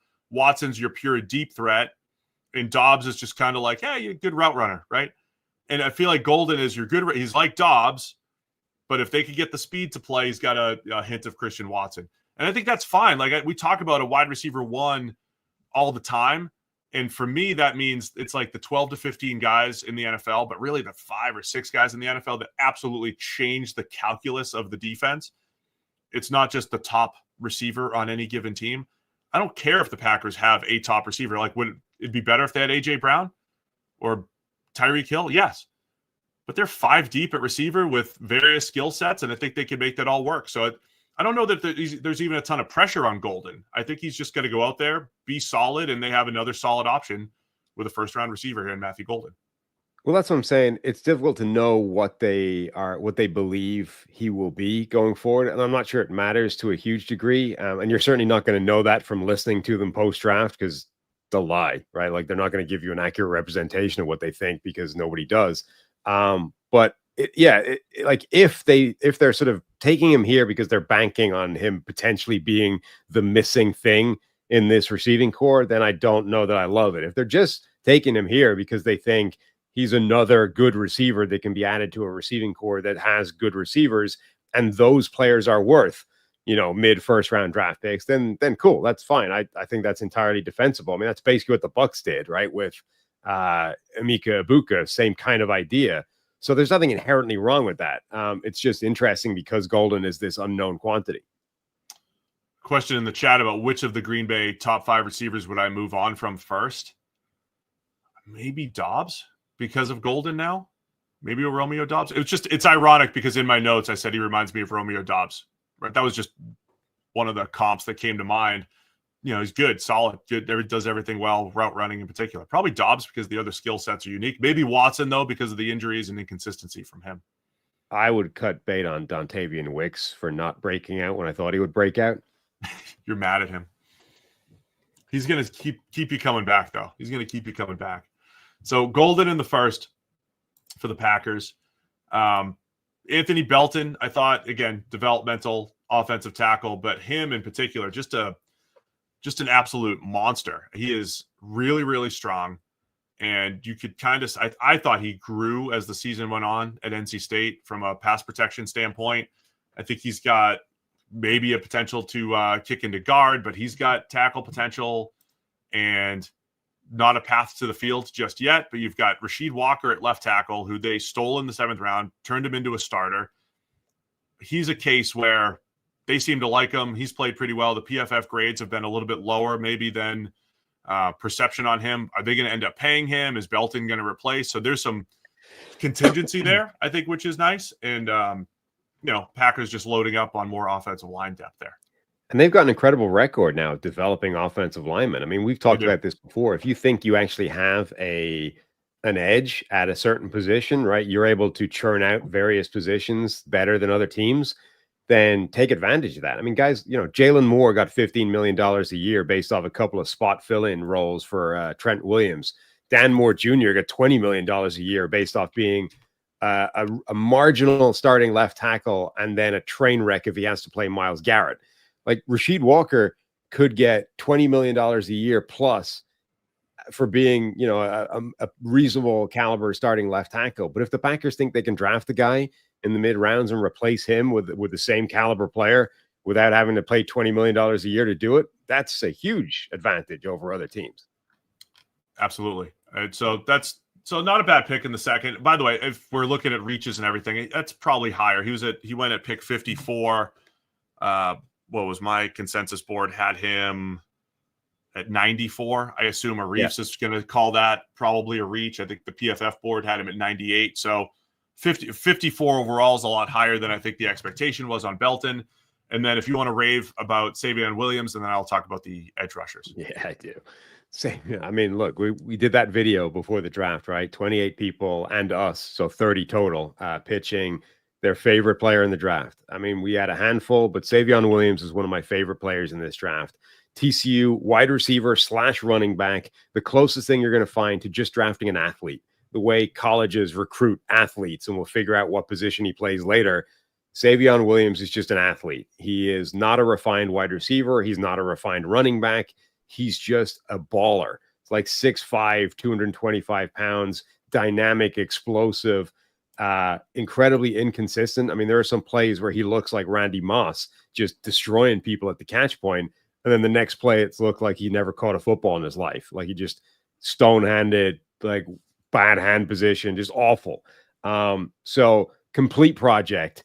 And in a role where the NFL is generally still not great at those guys, right? Taking weird tweener athlete, offensive weapon, trademark symbol. Like the NFL still pretty much stinks at those guys. So on the one hand, like it's a classic head versus heart. My head is saying, don't touch those guys. They don't work out. You're being a fool. You've been burned too many times before. Walk away. Let somebody else take the risk. My heart is saying, I love that dude, and I want to find a way of making it work in the offense. What do you think happens there? Because we just described their entire receiving core when we were talking about Golden, and I kind of forgot to even put Savion in there. Does he add another skill set as big-bodied receiver, or do you think they play the hybrid role and he's competing for running back 2 snaps here behind Josh Jacobs? I think he will be I think it will look like Randall Cobb or less Percy Harvin, but Randall Cobb, where it's like he'll play wide receiver primarily, and I think he might eat into Christian Watson's playing time, but like the vertical outside threat. And then I think every now and again you're going to motion him into the backfield, and he gets a running back Randall Cobb, Percy Harvin carry. I like it. Couple interesting names on the edge. Barron Sorrell from Texas had 51 pressures for them last year. I think he's just a good addition to the defensive line rotation there. And then Colin Jack Oliver. of all trades type. Yeah. You have anything else on Sorrell? No, I mean, like you said, you're right. Jack of all trades type of defensive lineman, 6'3", 255-ish. Just solid, pretty good at everything. A lot of people quite liked him. Just a decent addition day 3. Doesn't like nothing wows, but I think he's a good player. Yeah, Colin Oliver was the one that was really interesting to me. He was a very productive edge rusher at Oklahoma State. Moved him to linebacker, but he's been back and forth between linebackers. He's an edge rusher? I think he's an edge. Yeah, he weighs. I mean, if you just want to let him rush the passer, he's 6'2", 240, but ran a 4.56, 157, so 93rd percentile among edges get off, 10-yard split, 96th percentile vertical, 93rd percentile broad. He's got bend around the edge, so he's in that undersized. I mean, in the 5th round, you just let him go be a designated pass rusher and see what happens. In my mind, I think he's a linebacker. I don't think he's an edge rusher. I thought what was his PFF grade of 90 rushing the passer last year? He was in the 80s the year before when they moved him to linebacker last year. Well, he was back and forth, but last year, early in the season, before he got hurt, he had a huge pop to the quarterback, led to a pick 6 against Arkansas. Like, that dude can bend. Oh, he's got he's explosive, he's fast, he's got bend, but he's not refined at all, and he's got zero power to his play on the defensive line. Like, he is dead on contact, and that I just don't think that works. Like, we talked about those hybrid players. Jalen Walker's not dead on contact. He has power. Like, he can operate on the defensive line with power and be fine. Other undersized players, they've got the power to play there. I don't think. I mean, maybe you can have him there as a true designated pass rusher where you are only playing with speed. Do not even attempt to engage. But if he gets touched, it's game over. So yeah, I think you can play him at linebacker and have him with the sort of Devin White blitz package, right? Where you're a linebacker, but we're going to have you firing gaps. I'd be good with that as an add-on rusher. Yeah, I'd be good with that too. I don't think they just don't really have that kind of juice, right? Rashawn Gary's a power rusher, and Lucas Van Ness is a power guy, and they don't have a ton of that. And even like a Carl Brooks is a hybrid defensive tackle, defensive end. Warren Brinson as well added to the rotation here. So they've added some depth there on the defensive line. I don't think besides Gary, there's not a lot of star power there. That's why I'm saying, hey, if Oliver can just add some juice off the edge. Did I miss Brenton Cox as well? There's still Brenton Cox here. I may have, but either way, I think there's him and Sorrell have a chance to get on the field and do some damage. So that's it. That's all I got on the Packers. It is fascinating to me that the Packers always seem to double up at positions. They just have this history of 3 wide receiver drafts or 2 cornerback drafts when they seem to have a need. So 2 wide receivers in this one, 2 tackles in this one. If Oliver's an edge, it's 2 edges. It's just funny how they always seem to double up. And I think that's a big reason why they end up they double up at different positions every year. They end up with really good depth on their roster. And there's some hybridization with their players, right? They're perfectly happy to move offensive linemen around when they draft those guys. Savion Williams could be a wide receiver or a running back or both at the same time. Colin Oliver could be a linebacker or an edge or some kind of hybrid role where you play linebacker, but we're going to blitz you a ton. Like they seem to like and Carl Brooks was a tweener, right? He was a 300-pound edge rusher who then worked out like neither and ended up like they seem to be fine with taking these players that don't seem to have quite a natural fit, a prototype. The one thing we mentioned with Detroit is, hey, they didn't invest heavily at edge early in the draft. The Packers not taking a corner early when we had expected, hey, maybe they're going to be in the cornerback market. What's going to happen with Jair Alexander? Even if Jair is not there, they have Nate Hobbs, Keyshawn Nixon, Javon Bullard, some hybrid slot type of players. What are they going to do? Didn't really invest heavily. Not sure what that means for the future here.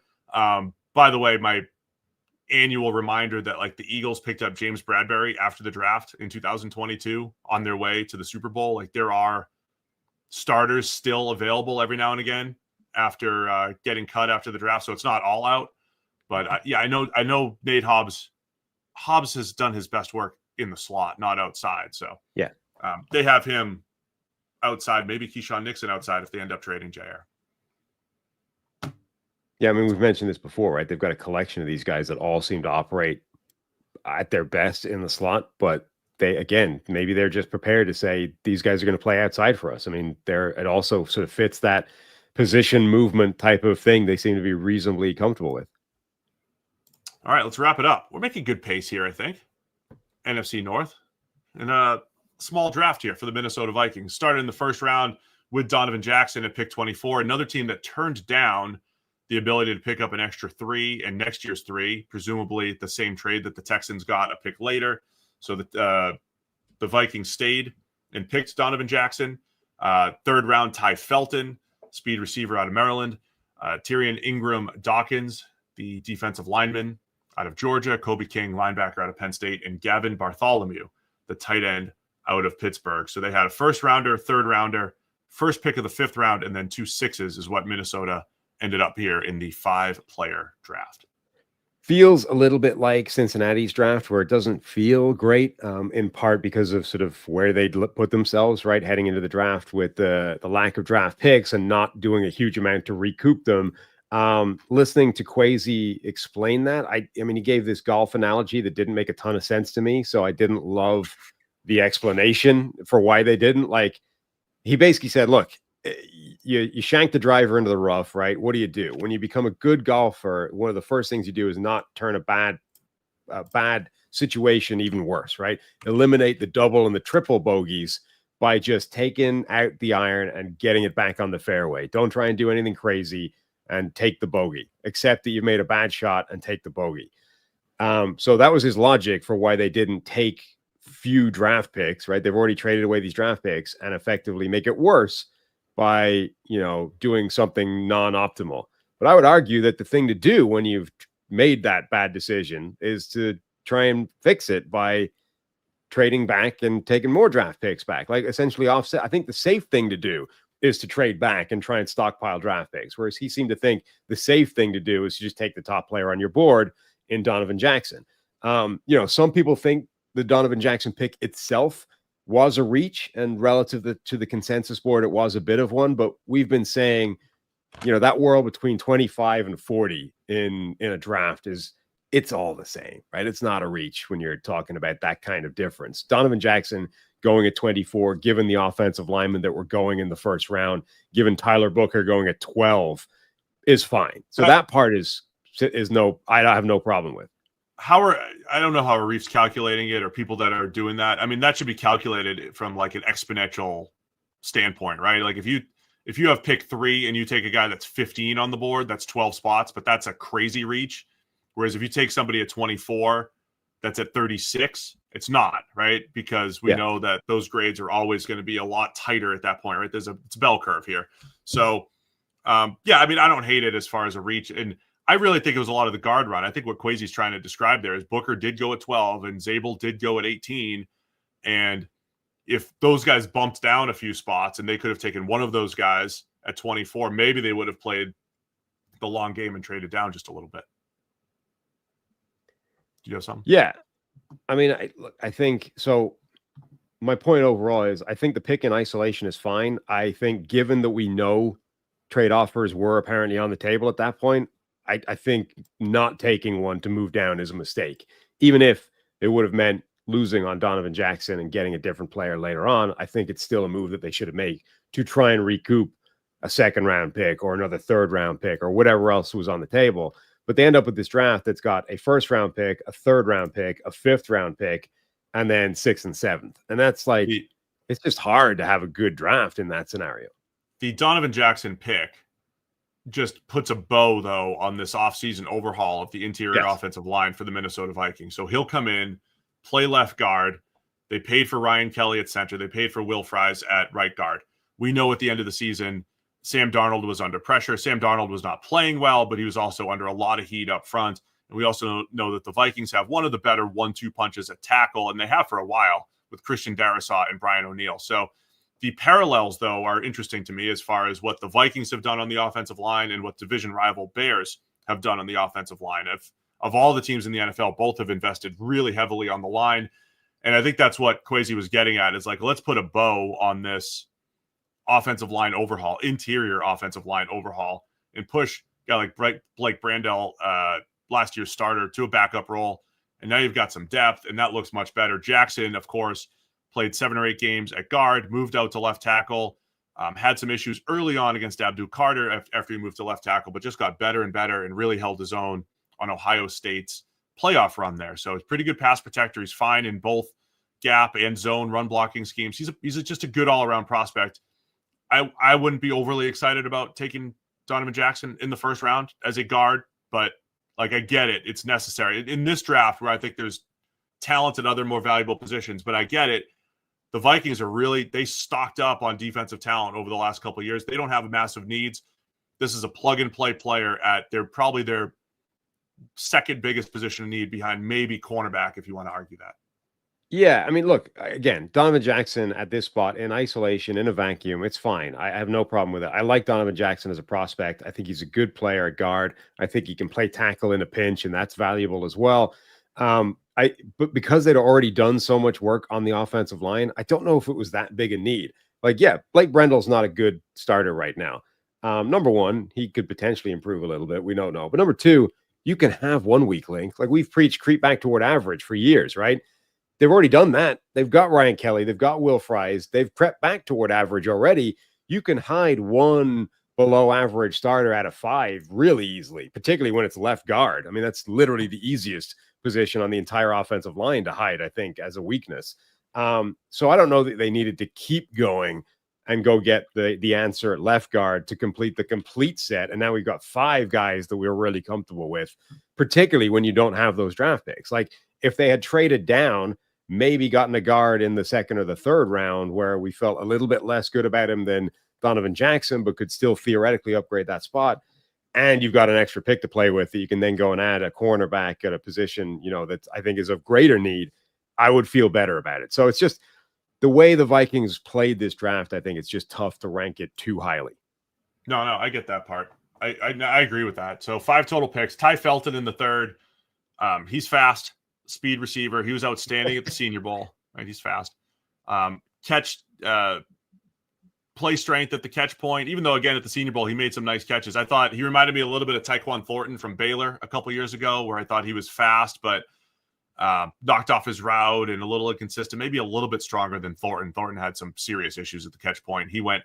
And by the way, Thornton went in the 2nd, and I thought he was more of a 4th or 5th round player.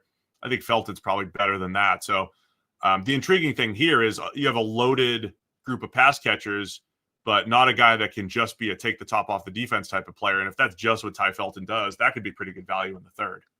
Yeah, he's fast. He's pretty tall and long. He's got route running chops, but he's bad at the catch point in every possible way. Like, he drops the ball. He had 8 drops last season. He's awful in contested catch situations. Like, he's just not like he's that style of wide receiver, right? And again, I mean, there's value to having a guy that's fast and can run routes and can get open. Even in this offense where they've already got a couple of guys that fit that mold, if you were going to go wide receiver at that point in the draft, I would have been targeting different receivers. So don't hate the draft pick in terms of who they or the position they brought in. Felton's an interesting player. I don't dislike him, but I definitely would have been choosing a different receiver if I was grabbing that spot. A little over 6 foot, runs a 4.37, good explosive numbers as far as the vertical and the broad. So yeah, I think he's a deep threat possibility. And then beyond that, Kobe King, linebacker out of Penn State, pretty good run defender, could get good value there in the 6th round. And then Tyrion Ingram-Dawkins, again, more of like a big bodied edge hybrid type of player up front out of Georgia that adds to the defensive line rotation in the 5th. Anything else on the Minnesota Vikings draft? Yeah, so it's like the players that they've selected, I think, are fairly middle of the road and nondescript or average draft picks. Their draft grade gets kind of defined by how you think they played the game, right? Like, because they came into the draft effectively behind the 8 ball with having traded away so many picks already. How do you think they did given that starting point? And I think there were opportunities there to do it a different way that I would have preferred, but this is the way they did it. Yeah. I mean, my bias in here is Kobe King I get in the 6th round. I mean, there's none of those players that I particularly liked relative to the other players on the board. Not that it matters. Yeah. It's like, but that's just my preference. But I understand Jackson, and I understand the fit for Felton there in the 3rd and how they're going to use him. Right. So I get that. I get those 2 picks, but I probably would have gone other ways with both of them. Agreed. Because I would have taken the trade down. The Donovan Jackson thing, like I said, is the drop off at guard was probably significant. And I think that influenced them to stay at 24 and not take the extra 3s, where we had predicted the Vikings to be the most likely team to trade down because they only had a handful of picks coming in and they decided to stay. Yeah. And I guess the Felton thing is particularly around that point in the third round, I think some really good receivers were going. Like Kyle Williams went 5 picks into the third round.